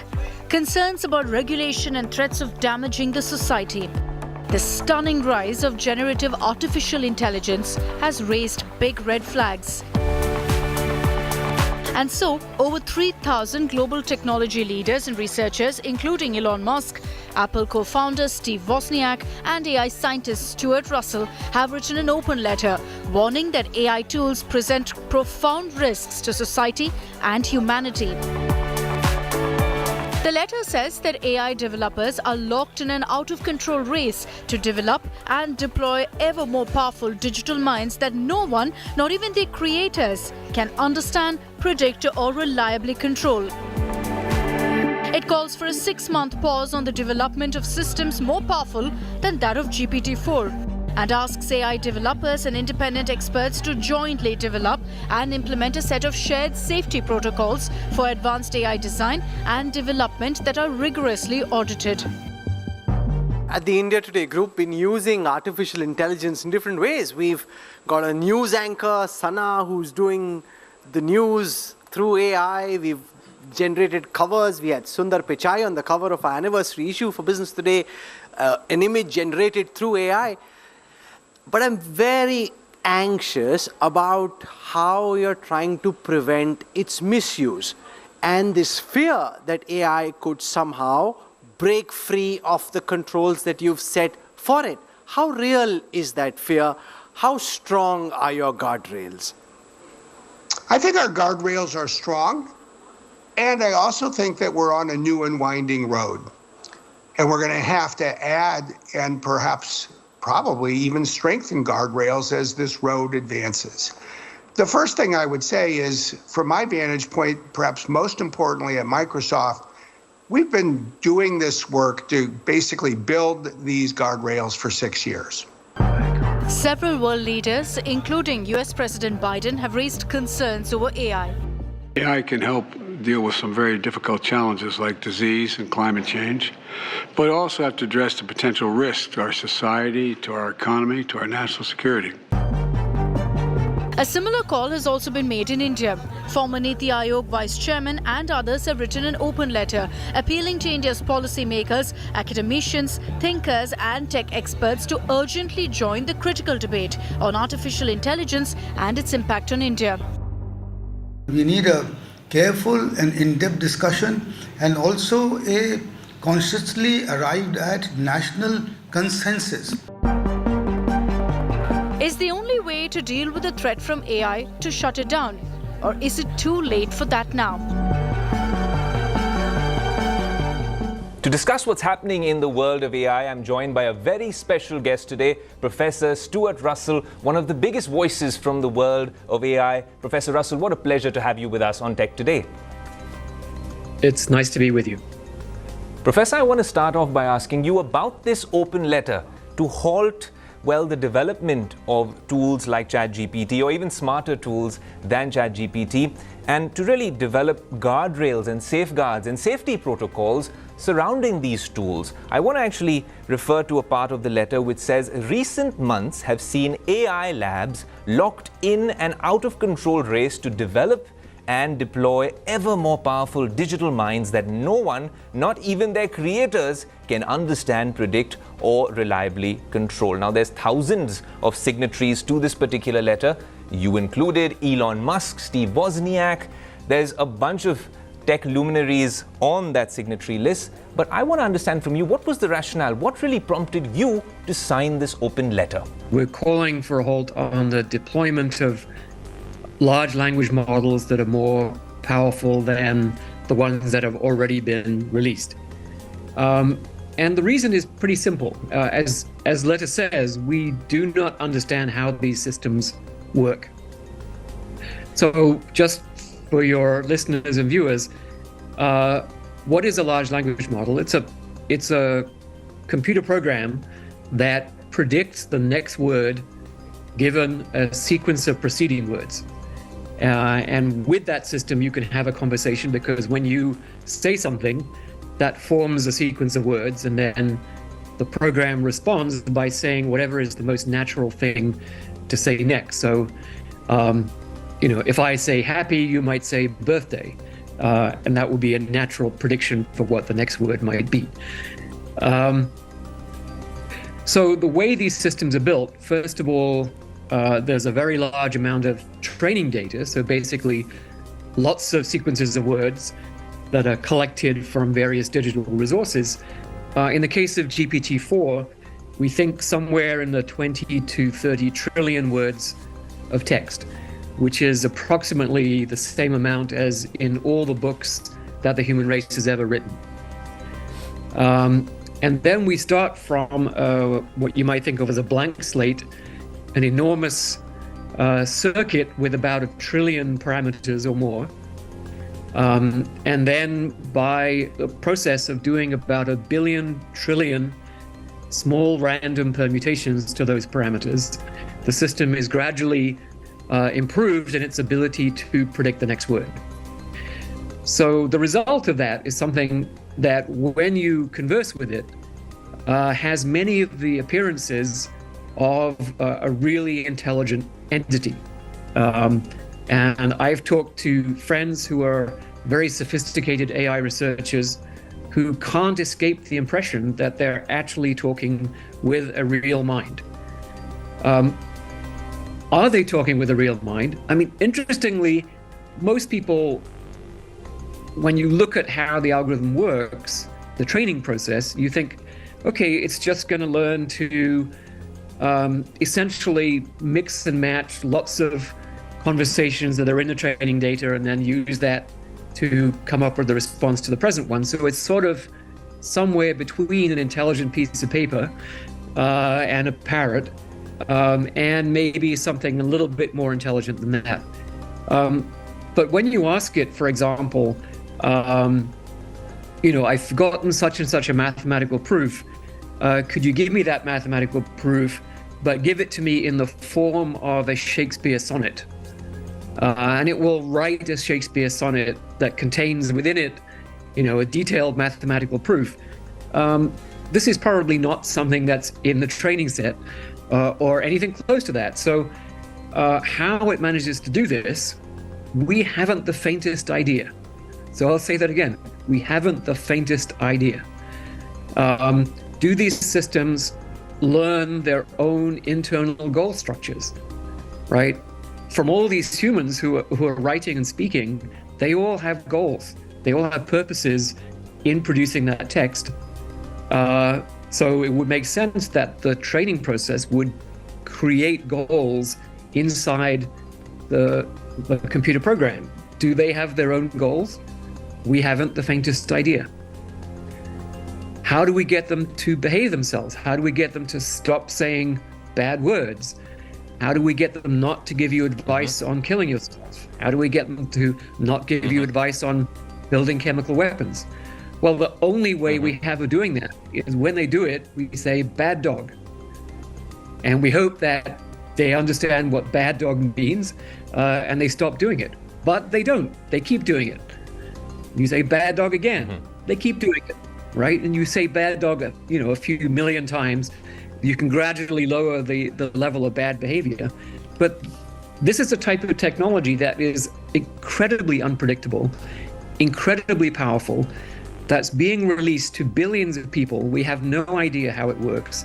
This is a recipe for disaster, and we've already seen disasters. For example, systems encouraging people to kill themselves and actually resulting in death. So all the petition is asking is that we not release systems whose behavior we don't understand, where we cannot guarantee that there is no real significant risk to the public. And in fact, governments, many governments over the world have already specified that as part of the AI principles of the OECD. Absolutely, and what the letter also calls for is to develop safety protocols for some of these platforms like ChatGPT and GPT-4 you were talking about. It's interesting because some would argue that the floodgates have already been opened. It's public. OpenAI has, practically everyone in our office is using ChatGPT. For the opening link of this show with you, we actually asked ChatGPT to come up with that output, and it did a fairly decent job, I'd imagine. The real question is, how can we now, with a 6-month pause or a halt necessarily, sort of stymie or prevent some of these issues that you're talking about? Will that be enough? Is it easy to tame the beast that's already out there? The genie's out of the bottle, Professor. So I would agree that to some extent the systems that are out there are already capable of causing problems. I think the petition is asking that we not release systems that are even more capable of causing problems. And we understand that it's very difficult to ask for a withdrawal of systems that already have hundreds of millions of users. So we didn't address that. I should say I had no role in writing the letter, but I was persuaded to sign it. So 6 months, in my view, actually, is not enough. What we're asking for is develop reasonable guidelines for what a system has to satisfy, right? What kinds of properties you have to be able to demonstrate convincingly for that system to be safely released, and then show that your system meets those guidelines. So it may take time to develop the guidelines. It may be impossible, given the process I just described for how these systems are built, it may be impossible to show that they meet those guidelines. Well, tough, right? If I wanted to build a nuclear power plant and the government says, well, you need to show that it's safe, that it only has, that it can survive an earthquake, that it's not going to explode like Chernobyl did. And I say, well, I can't meet those requirements. The government's not going to say, oh, well, fine, just go ahead and release it anyway, and we'll clean up the mess afterwards. They say, I'm sorry, if you can't meet the safety guidelines, you don't get to build your nuclear power plant, right? If you can't, build an airplane that doesn't fall out of the sky, you don't get to put passengers on it. This is common sense. We're simply asking that common sense be applied in the case of these extremely powerful AI systems. I've been an AI researcher for 45 years. I love artificial intelligence. I think its potential to benefit the world is unlimited.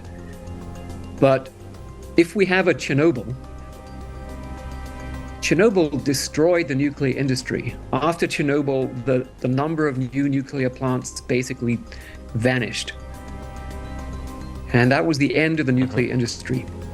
We do not want to have a Chernobyl for AI, where some really serious consequence, and we don't know exactly how to predict what that might be. But I think we need to grow up and take the possibility of serious consequences seriously. It's interesting that you've drawn such an analogy, and this would really make a lot more people aware of the perils of AI if this goes on unabated, because like everything else in the world of technology, there are pros and cons, and this genuinely needs a few guardrails. But since we're talking about these guardrails, Professor, Would you say that this is, well, the onus lies on governments to do this, or even big tech should be a little bit more responsible, or eventually should it be a collaborative effort where the governments, big tech companies, and us, the user, get a sort of a stakeholder claim into deciding how this AI revolution shapes up? I think it needs all of the above. I think governments, tech companies, experts in the field need to work together. But it shouldn't be up to the tech companies to decide what guidelines they're going to meet. Professor, I want to delve deeper into the world of AI with you. When we're talking about what platforms and tools like ChatGPT and Google Bard can do, and a lot of these language learning models are capable of, the concern for the everyday consumer is, as they delve deeper and start using some of these tools, is that will this eventually replace me? And the million-dollar question is, will it take away jobs? I know there's a whole theory that you can propound to us very well, which is all about technological unemployment. Is that now, 2023, the year where we should be concerned about technological unemployment? I would say it's quite likely that we'll see significant impacts. I'll just give a couple of examples. So one actually is in the area of computer programming. And you might find it surprising that advances in technology are going to make computer programmers redundant. But the numbers I've seen suggest that using these tools, you can write software 5 to 10 times faster than unaided.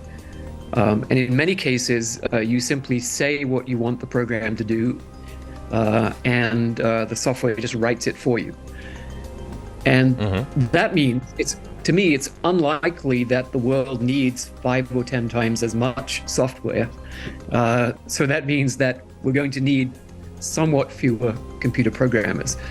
But I was also talking to a member of the Writers Guild, which in the US is the sort of union for all the people who write screenplays for movies and television shows and so on.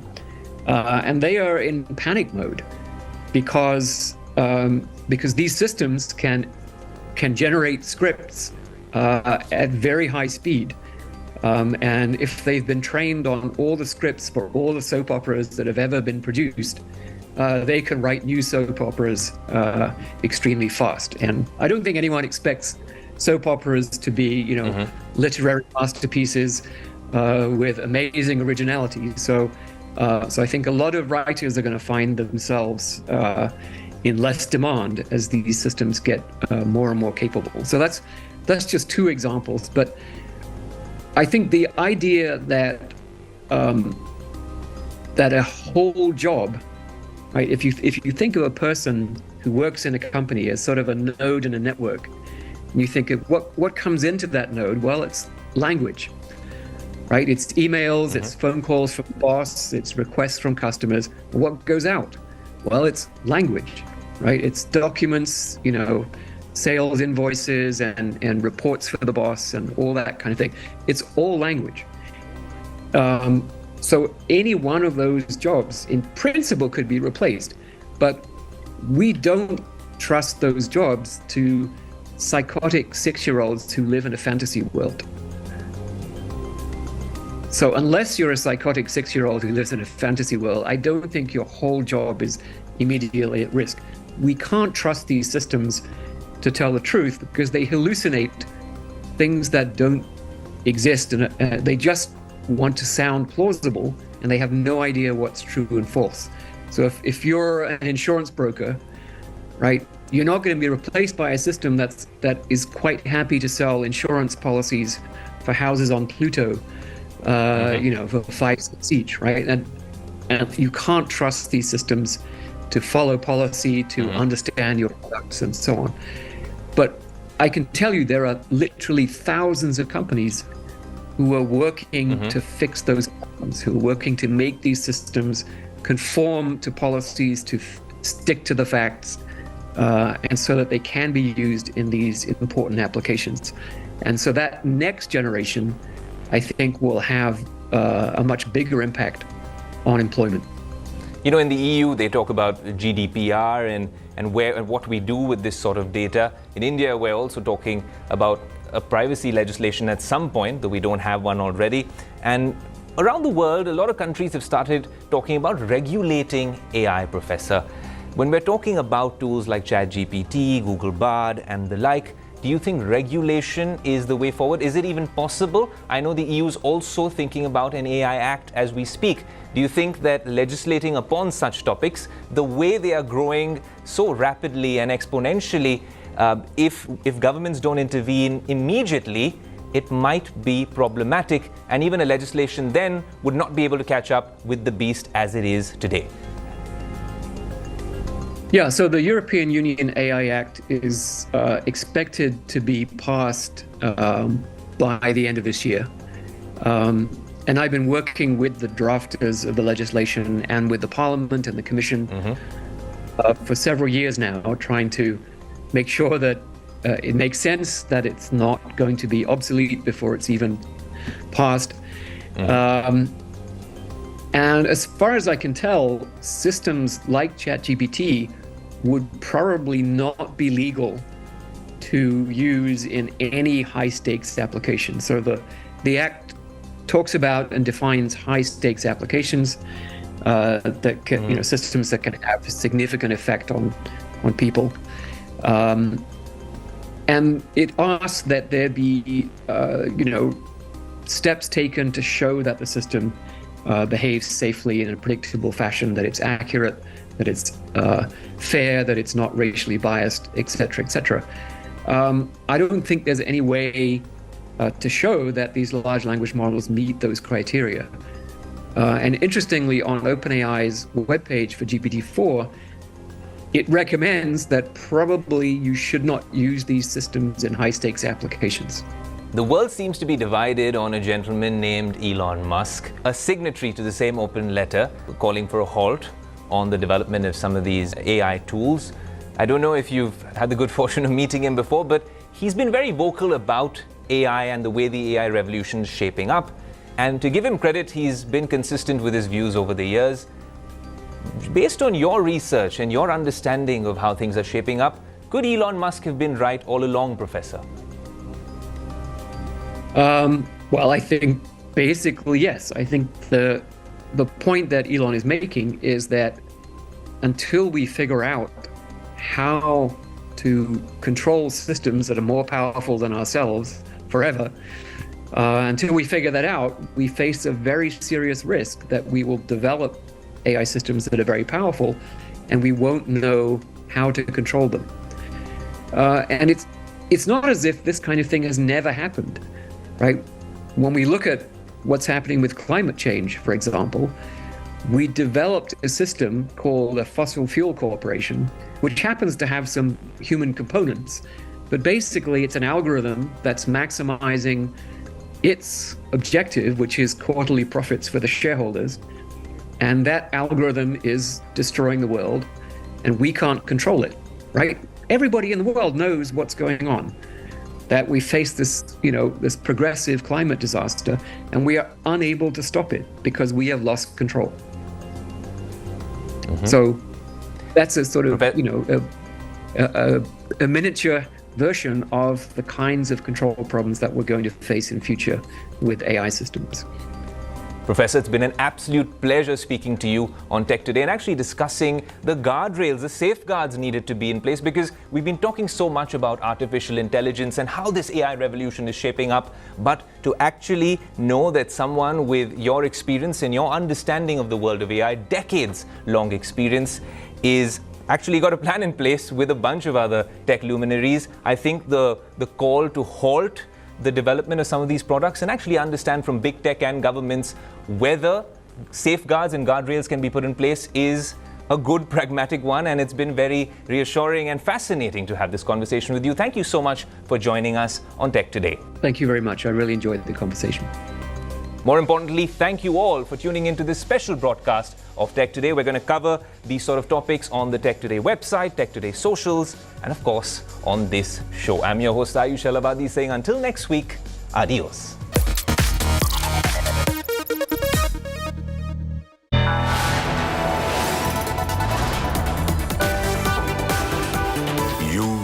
watching India Today.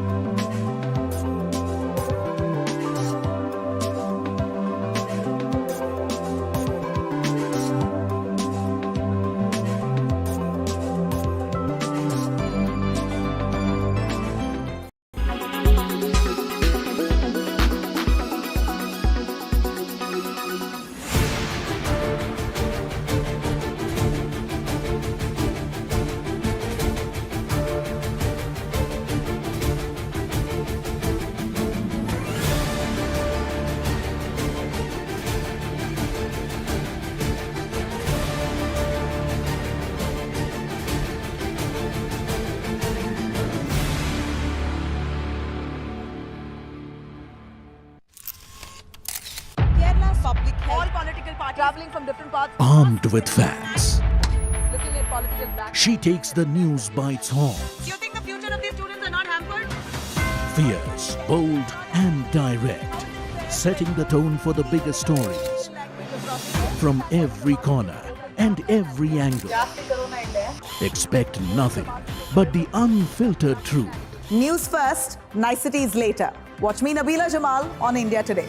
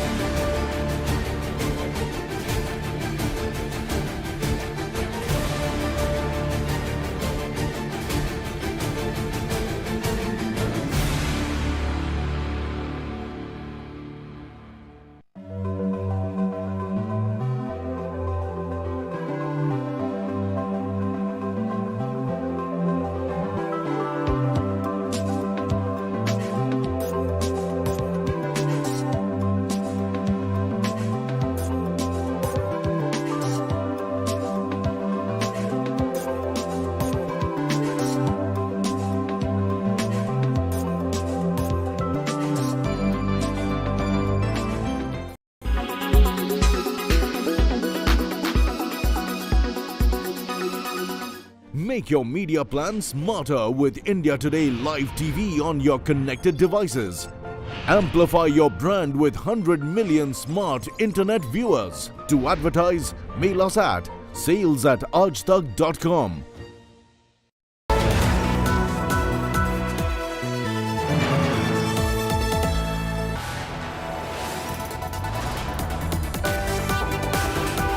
You are watching India Today.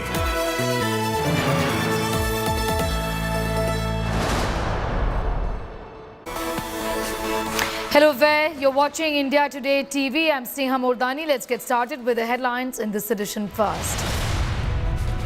Prime Minister Modi tears into Telangana Chief Minister K. Chandrasekhar Rao on his turf. says corrupt and power-hungry dynasts blocking central schemes. Asserts those who have always defended corrupt are stumped seeing our honesty. तो ऐसे कई राजनीतिक दल को अदालत में चले गए, कोर्ट के पास पहुंच गए थे कि हमें सुरक्षा दो। ये हमारे भ्रष्टाचार की किताबें कोई खोले नहीं। Sensipi over Adani controversy. After Pawar termed JPC demand irrelevant, Congress's cover-up asserts that the opposition is united. BJP takes pot shots, says Pawar threw Congress under the bus. Rahul Gandhi's Kolar visit postponed for the third time. Amid suspense around Siddaramaia's Kolar seat, sources say Rahul to take a final call. BJP mocks Congress. Stalin government versus governor showdown escalates. Dictator Ravi, get out Ravi posters crop up in Chennai. This after Stalin took a dictator jibe at Governor Ravi.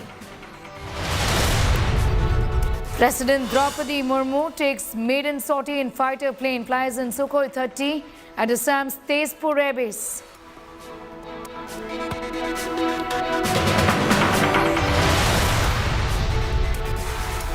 India Today's Rajdeep Sardesai had a special conversation with former Congress veteran Ghulam Nabi Azad on several issues, including Rahul Gandhi's disqualification. Listen in.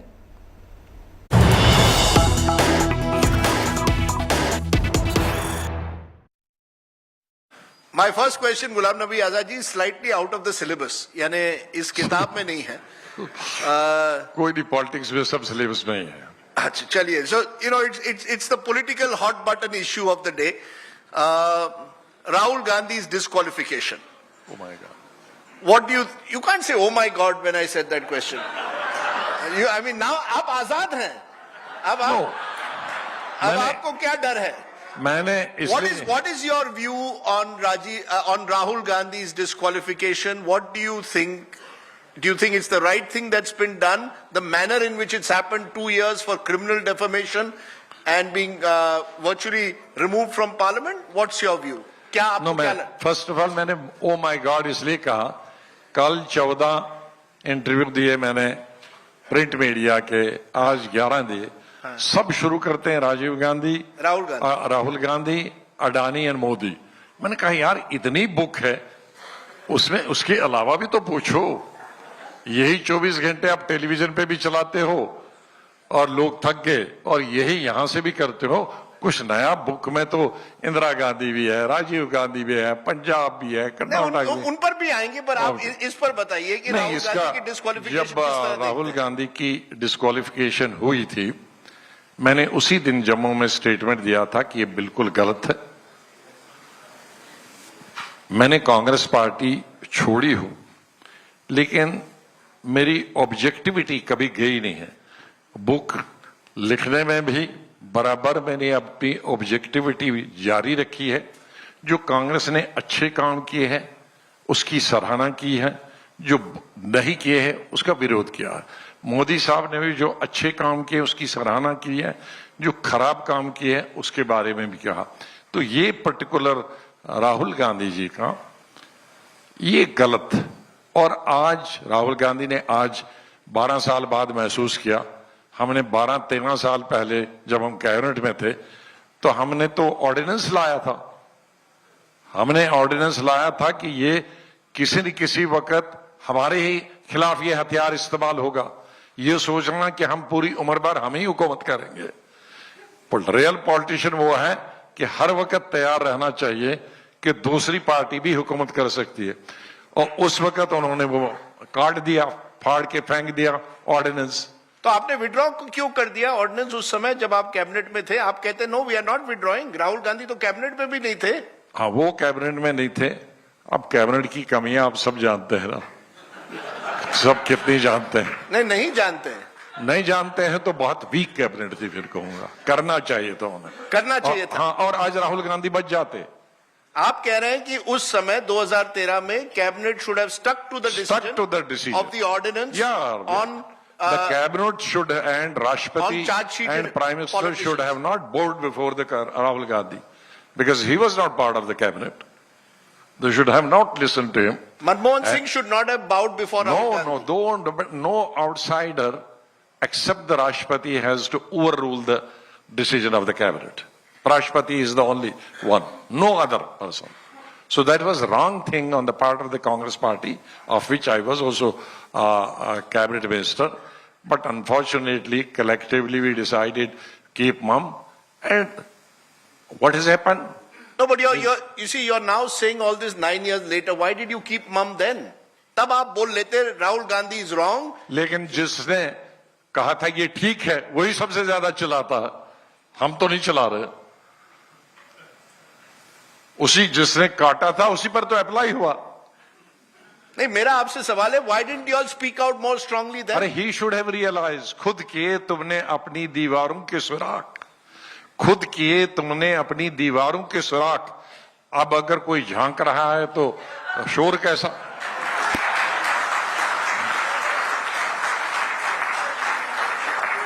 But interestingly, I've also read in one of those print interviews that you did, that you said ki I am happy not to be in Congress because I would not have wanted to go and line up before the Surat court. Yes. In support of Rahul Gandhi. You would not have gone. Suppose you were, let's be honest, you were the leader of the Rajya Sabha today, of the Congress party, aap sab chale jate. That's the reality, isn't it? That's true, because once you are in Congress, then you are spineless. आपको operation कराना पड़ता है orthopaedician से. That's why they are all happy इधर हमारे दूसरी party के साथ है. आपको You're saying that why? आपको सर आपने 50 साल कांग्रेस में गुजारे, आज आप कह रहे हैं if you have to be in the Congress you have to be spineless. That means for 50 years you were spineless. No, there's a difference. If you say Indira Gandhi never told anybody कि आप हंगामा करके मेरे jail में आ जाओ, किसी को senior leader. I was general secretary of the spontaneous. Rahul Gandhi ने किसी को नहीं कहा. नरसिम्हा राव कोर्ट में चले जैन राजीव गांधी ने किसी को कहा. ये Narasimha Rao as ex prime minister vote of no confidence मैं नहीं लाया था, लेकिन मैंने कहा कि आपको जैन कमीशन के सामने पेश होना है तो शायद जो आपके साथी है वो नहीं आएंगे. मैंने वोट ऑफ नो कॉन्फिडेंस करके भी मैं अकेला आऊंगा. And you will be surprise, जब जैन कमीशन के सामने एक्स प्राइम मिनिस्टर गया तो मैं उनके साथ गया, लेकिन उसने किसी वर्किंग कमेटी मेंबर को नहीं बताया एक्स मिनिस्टर को मेरे साथ आओ. So this type of force was not, this type of whip was not issued. कोई अपनी मर्जी से जाए. I don't mind anybody जब राहुल गांधी ईडी के सामने जाए तो कोई जाए, बट whip जारी नहीं होता था. I don't mind anybody going Surat court of his own, of her own, but I don't want कि whip जारी हो जाए, सब एमपीज को जाना, सब वर्किंग कमेटी जाना, सब चीफ मिनिस्टर को जाना. ये तो अपनी मर्जी है भाई. So you can't force the leaders, the entire who's who in the party कि अब हमारे साथ आओ. So you think the Congress has become a spineless party? अब ऑर्थोपेडिशियन बहुत हैं आजकल. No, that's what you're saying. Because, you know, in the book, very interestingly, and we can come to the book, in the last chapter, you're very honest in a way about the Congress and where you believe the difficulties of the Congress. For example, you point out that a nomination culture has been built in the Congress. There are no elections that take place internally, there are only nominations. People will turn around and say, Azad Sahab, you were the beneficiary of that system. जब तक आप उसी system के beneficiary थे तब आपने नहीं सोचा कि this nomination culture is terrible. You stayed within the party. You lost your Rajya Sabha membership and then suddenly you wake up to the reality in a way that the Congress is now troubled by nomination culture. ये आजादी बहुत late आ गई है. ना क्योंकि आप history नहीं जानते. 92 में इलेक्शन लड़ा, मैंने इंडिपेंडेंट लड़ा. मैं मिनिस्टर भी था, जनरल सेक्रेटरी भी था नरसिम्हा राव जी की government. Tirupati mein, I won as independent. I remember I was there. And got elected. Yes, you were. 97 में Calcutta में I was general secretary of the party. मैंने contest as independent किया और फिर जीत आया. तो मैं इस कांग्रेस पार्टी में जीत के भी आया हूं as independent working committee member. और आपको ये नहीं मालूम है कि हम पिछले 27 साल से कई बार ये रेज किए हैं कि वर्किंग कमेटी का इलेक्शन इलेक्टेड होना चाहिए, स्टेट प्रेसिडेंट इलेक्टेड होना चाहिए। आपने अगर G23 पढ़ा होगा तो उस G23 में ऑपरेटिव पार्ट हमने इंदिरा जी की तारीफ लिखी, नेहरू जी की तारीफ लिखी, राजीव जी की तारीफ लिखी, संजय जी की भी तारीफ लिखी, राहुल जी के भी कुछ लाइनें हैं तारीफ की, लेकिन हमने ऑपरेटिव पार्ट था कि कांग्रेस इतनी कमजोर हो गई है कि 2 इलेक्शनों में हमें लीडर अपोजिशन भी नहीं बन पाया है। तो इसका एक ही उपाय है कि फुल टाइम प्रेसिडेंट होना चाहिए, ब्लॉक लेवल के इलेक्शन होने चाहिए, डिस्ट्रिक्ट लेवल के इलेक्शन होने चाहिए, स्टेट लेवल के इलेक्शन होने चाहिए, वर्किंग कमेटी के इलेक्शन होने चाहिए।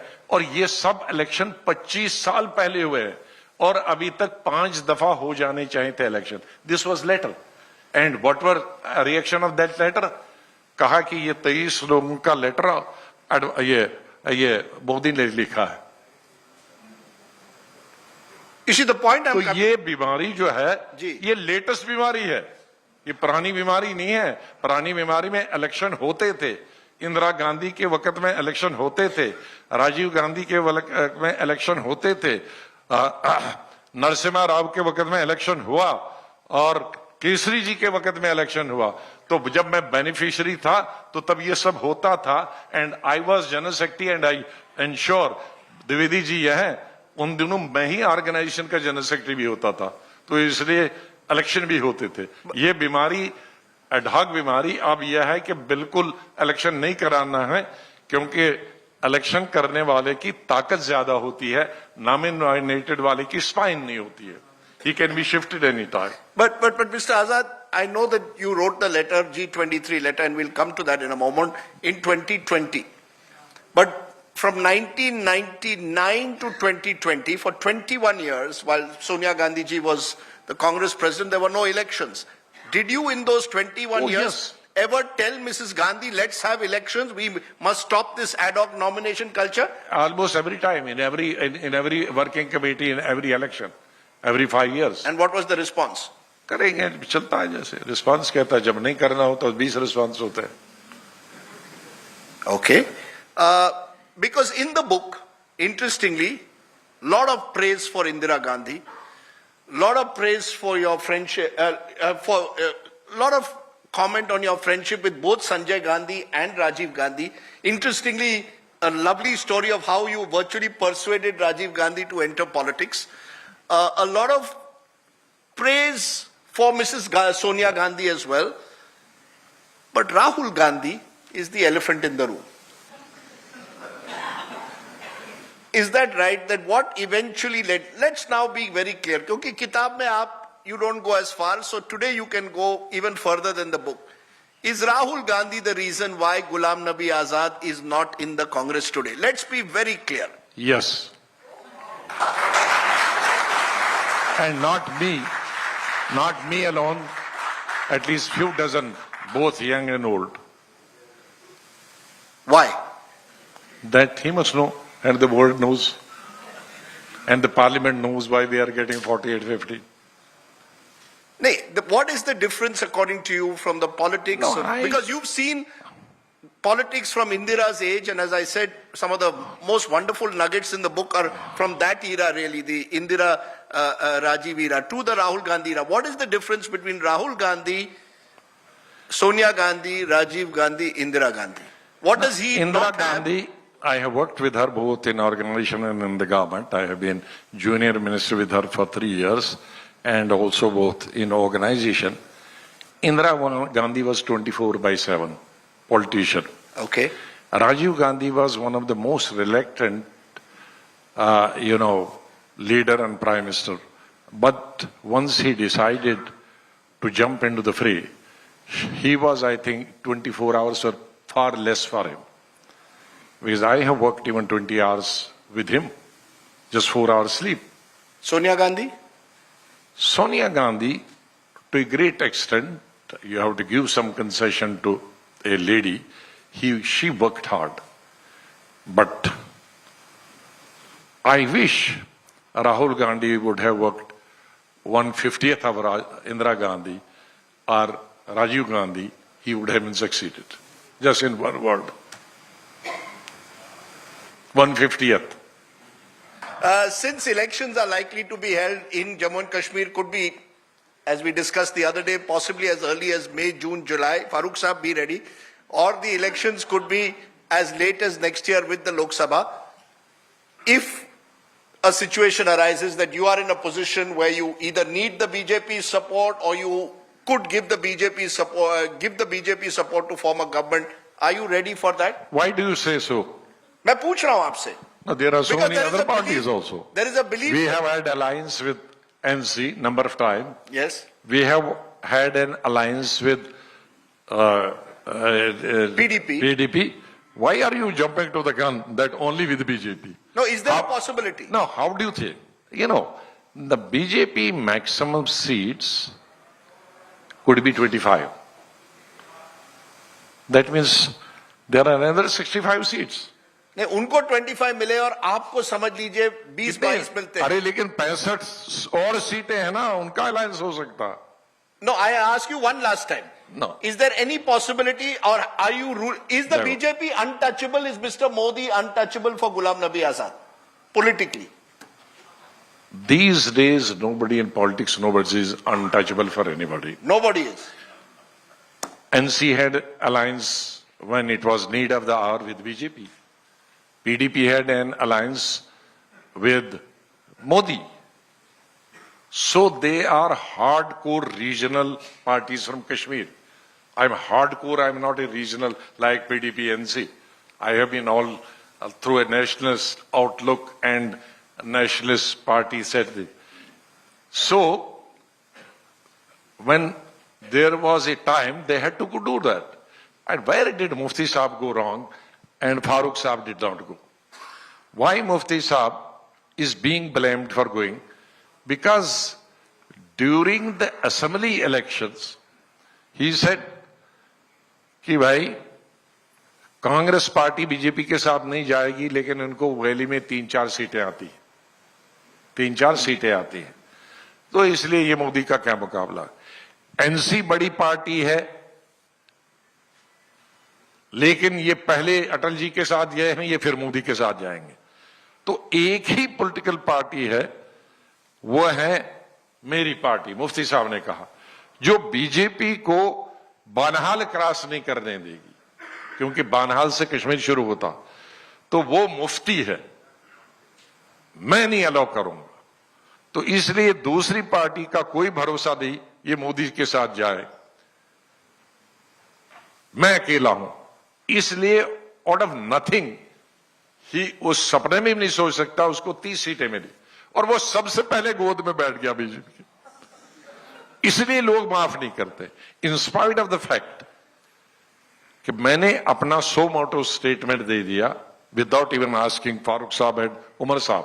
आई must give credit to both of them, but knowing and having some trust, कभी कभी हम एक दूसरे पे ब्लाइंडली भी ट्रस्ट करते हैं. मैंने प्रेस कॉन्फ्रेंस में कहा कि मुफ्ती साहब से मैं गुजारिश करूंगा कि वो बीजेपी के साथ नहीं जाए, कांग्रेस पार्टी और एनसी उसे 6 साल पूरा सपोर्ट करेगी आउटसाइड, पूरा 6 साल, हम मिनिस्टर भी नहीं लेंगे.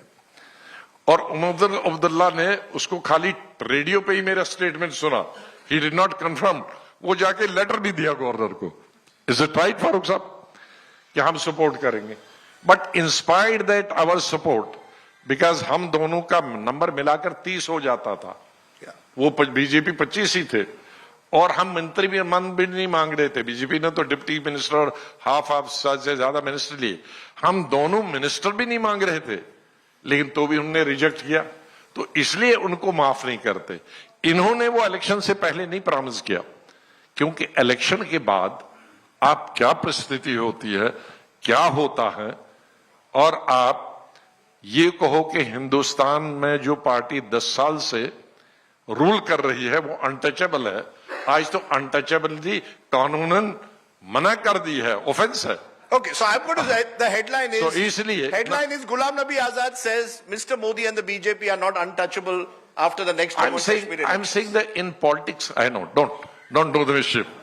I'm just saying, in politics, no one is untouchable. No one is untouchable. In politics, nobody is permanent friend, and in politics, nobody is permanent enemy. So Mr. Modi is not your permanent friend or permanent enemy? Enemy, for that enemy political party. Okay. They are representatives of all so many political parties. I have switched so many, I have stitched so many alliances, which we could not think.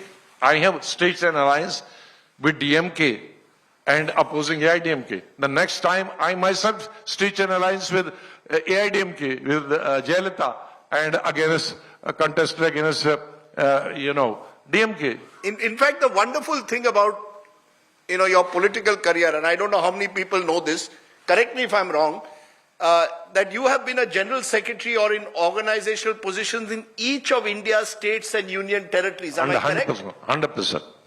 That's true. And I don't think there is any other politician in this country who can claim that. And you have actually been in every state and union territory, and you've had a remarkable success, particularly south of the Vindhyas. कुछ है आप में, आप हमारे state आते हैं महाराष्ट्र, 2 बार चुनाव जीत जाते हैं in Washim. I don't think today's Indians would believe that. I told this to a young politician today who didn't know that you had actually won from Washim twice, 80 and 84. That you, of course, tied up DMK, AIIMS. And third time, I was not defeated. I did not contest. Yes, sir. Because Rahul Gandhi said, no general secretary will contest. Rajiv Gandhi said that. Rajiv Gandhi. But, that's quite remarkable that you've gone to all these states. But one thing I see through this book, कि कहीं ना कहीं है ना sir, आपका दिल जो है ना, अभी कांग्रेसी है. No, कि आप इस book में, there is somewhere hurt, there's not anger as much as hurt. कि मैंने 50 साल इस पार्टी के लिए दिए. That there was a time when, and you write in the book about how you were unwell and you couldn't even, your father was unwell, you didn't even go for your father's, to your father's bedside because there was work that you had to do in Odisha at the time for the cyclone. You gave 50 years of your life for the party. कहीं ना कहीं, when I read this book, I sense Ghulam Nabi Azad कह रहे हैं, ये मेरा पहला प्यार था, and शायद आखिरी प्यार है. Shamim ji, excuse that. But you and the party, but that somewhere you feel hurt. There's a feeling of hurt still. Let it be very clear. आपने कहा कहीं कांग्रेसी 2000% मोर कांग्रेसी जो ट्विटर पर चलाते हैं उनसे 2000 कांग्रेस. ये आप जयराम रमेश की बात कर रहे हैं? There are so many Ramesh. मैं 24 कैरेट हूं, वो 18 भी नहीं है. तो आप 24 कैरेट कांग्रेसी हैं? हाँ, by conviction, by my work. मैंने कन्विक्शन नहीं बदली. मैंने नेहरू, इंदिरा गांधी, राजीव गांधी, उनके लिए जो सेक्रीफाइस है उसको नहीं इनकार किया. मैं कांग्रेस की फ्रीडम फाइटर से इनकार नहीं करता हूं. मैं सिर्फ जो कांग्रेस उस सारी मेहनत को डुबा रहे हैं, हाँ, 138 साल के, उनसे नाराज हूं. तो अगर ये प्रोग्राम देखने के बाद सोनिया गांधी जी आपको फोन करे और चले गुलाम नबी आजाद जी आइए वापस, आज चल घर लौटा. काश अगर सोनिया गांधी जी के हाथ में होता तो फिर हम यहां आते नहीं.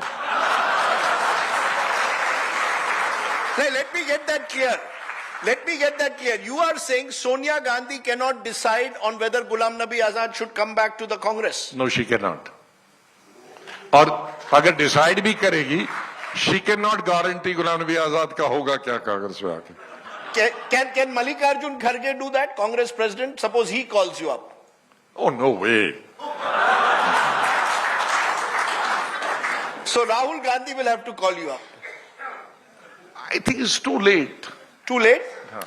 Nothing is late. You said no permanent friends or enemies in politics. No, but I know the work style. Working style is the most important. Because who knows better than me the working style of the present leadership? Because the one thing that the Congress party misses today, particularly after Ahmed Patel's passing away, is the classic old style backroom organizer. Someone who can do the micromanagement that you need to win elections. Who better than you? Well, I have fought so many elections, right from Panchayat to Rashtrapati. Most of the Rashtrapatis election campaign I have done in the states, mobilizing the the MLAs to vote and MPs to vote for the Rashtrapatis. Right from Gyali Zail Singh when I was just Youth Congress president. I think I have just forgotten here. नहीं, मैं वो ज्ञानी जी की story आपको and में पूछने वाला हूँ. नहीं, ज्ञानी जी की स्टोरी पूछने वाला था. I was Youth Congress president. So Mrs. Gandhi told me कि भाई तुम्हारे ज्ञानी जी से बहुत अच्छे ताल्लुक. He was Home Minister. तो वो किसी की नहीं मानता है कि वोट डालो अपने लिए. राष्ट्रपति कैंडिडेट था, वो पार्लियामेंट जा रहा. तो मैंने कहा मैडम मैं डलवा दूंगा. So I had very good equation with him.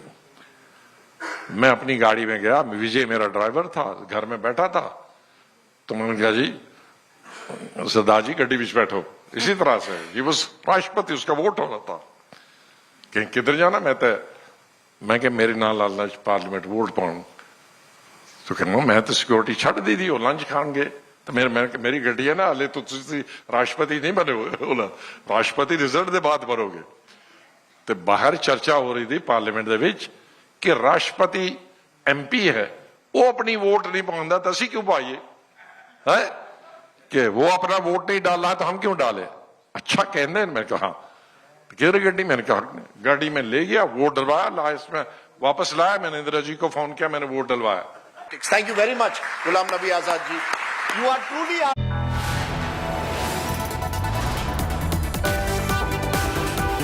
You are watching India Today.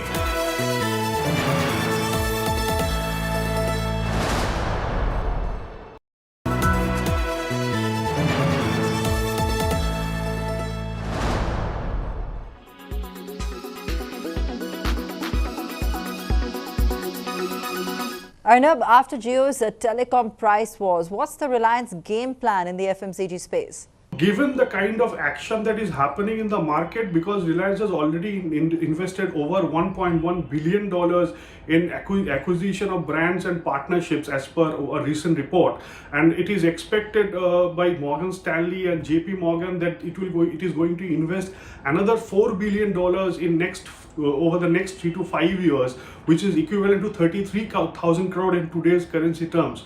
So that is a significant investment that they are making, and the market competitors in the market like other leading players, FMCG players, are obviously taking note. Like for example, very recently, Mr. Varun Bedi has said that he is closely watching the development that Reliance and the new products that are coming up from the behemoth. And secondly, if you look at the Reliance's game plan, they have not only purchased new brands or launched new products, but they have also hired some of the key industry veterans. Like for example, they have hired Mr. K. Krishnakumar to head their beverages portfolio, which now includes Campa Cola, a well-known brand from 1970s and 80s. So, of course, industry competitors like HUL and others are obviously watching the developments very closely, and given the kind of price that Reliance is offering in competition to these leading multinationals, of course, there could be some price cuts by them as well, the industry insiders tell us. And if you notice that HUL, after cutting pack sizes significantly over the last 2 years due to inflation, they have now started to increase their pack sizes in terms of grammage. They have started to increase the size of their packs at the same rate of late in the last one and a half months.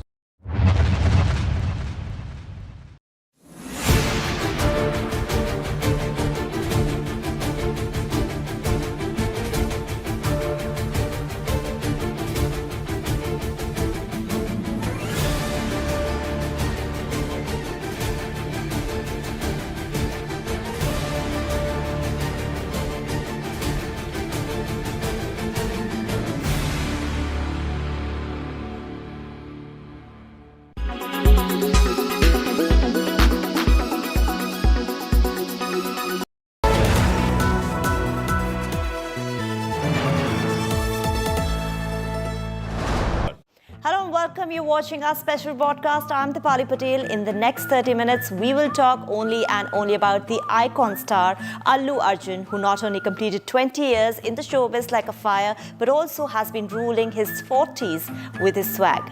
After taking the box office by fire in 2021 with Pushpa The Rise, looks like the superstar is all set to bring tsunami at the ticket counters with its sequel. The makers unveiled the first look of Pushpa The Rule to kick in Allu Arjun's birthday. Here's everything you need to know. Tirupati jail నుండి bullet గాయాలతో తప్పించుకున్న పుష్ప ఆ ప్రయత్నంలో పోలీసులు పుష్పపై 10 రౌండ్ల కాల్పులు జరపగా తను తీవ్రంగా గాయపడ్డాడని తెలుస్తోంది. శేషాచలం అడవుల్లో పుష్ప జాడ కోసం మొదలవుతున్న కూంబింగ్ ఆపరేషన్. బాగ్రాపేట కొండపై పుష్ప దుస్తులు కనుగొన్న సర్చ్ టీం. ఆ చొక్కాపై రక్తపు మరకలతో 8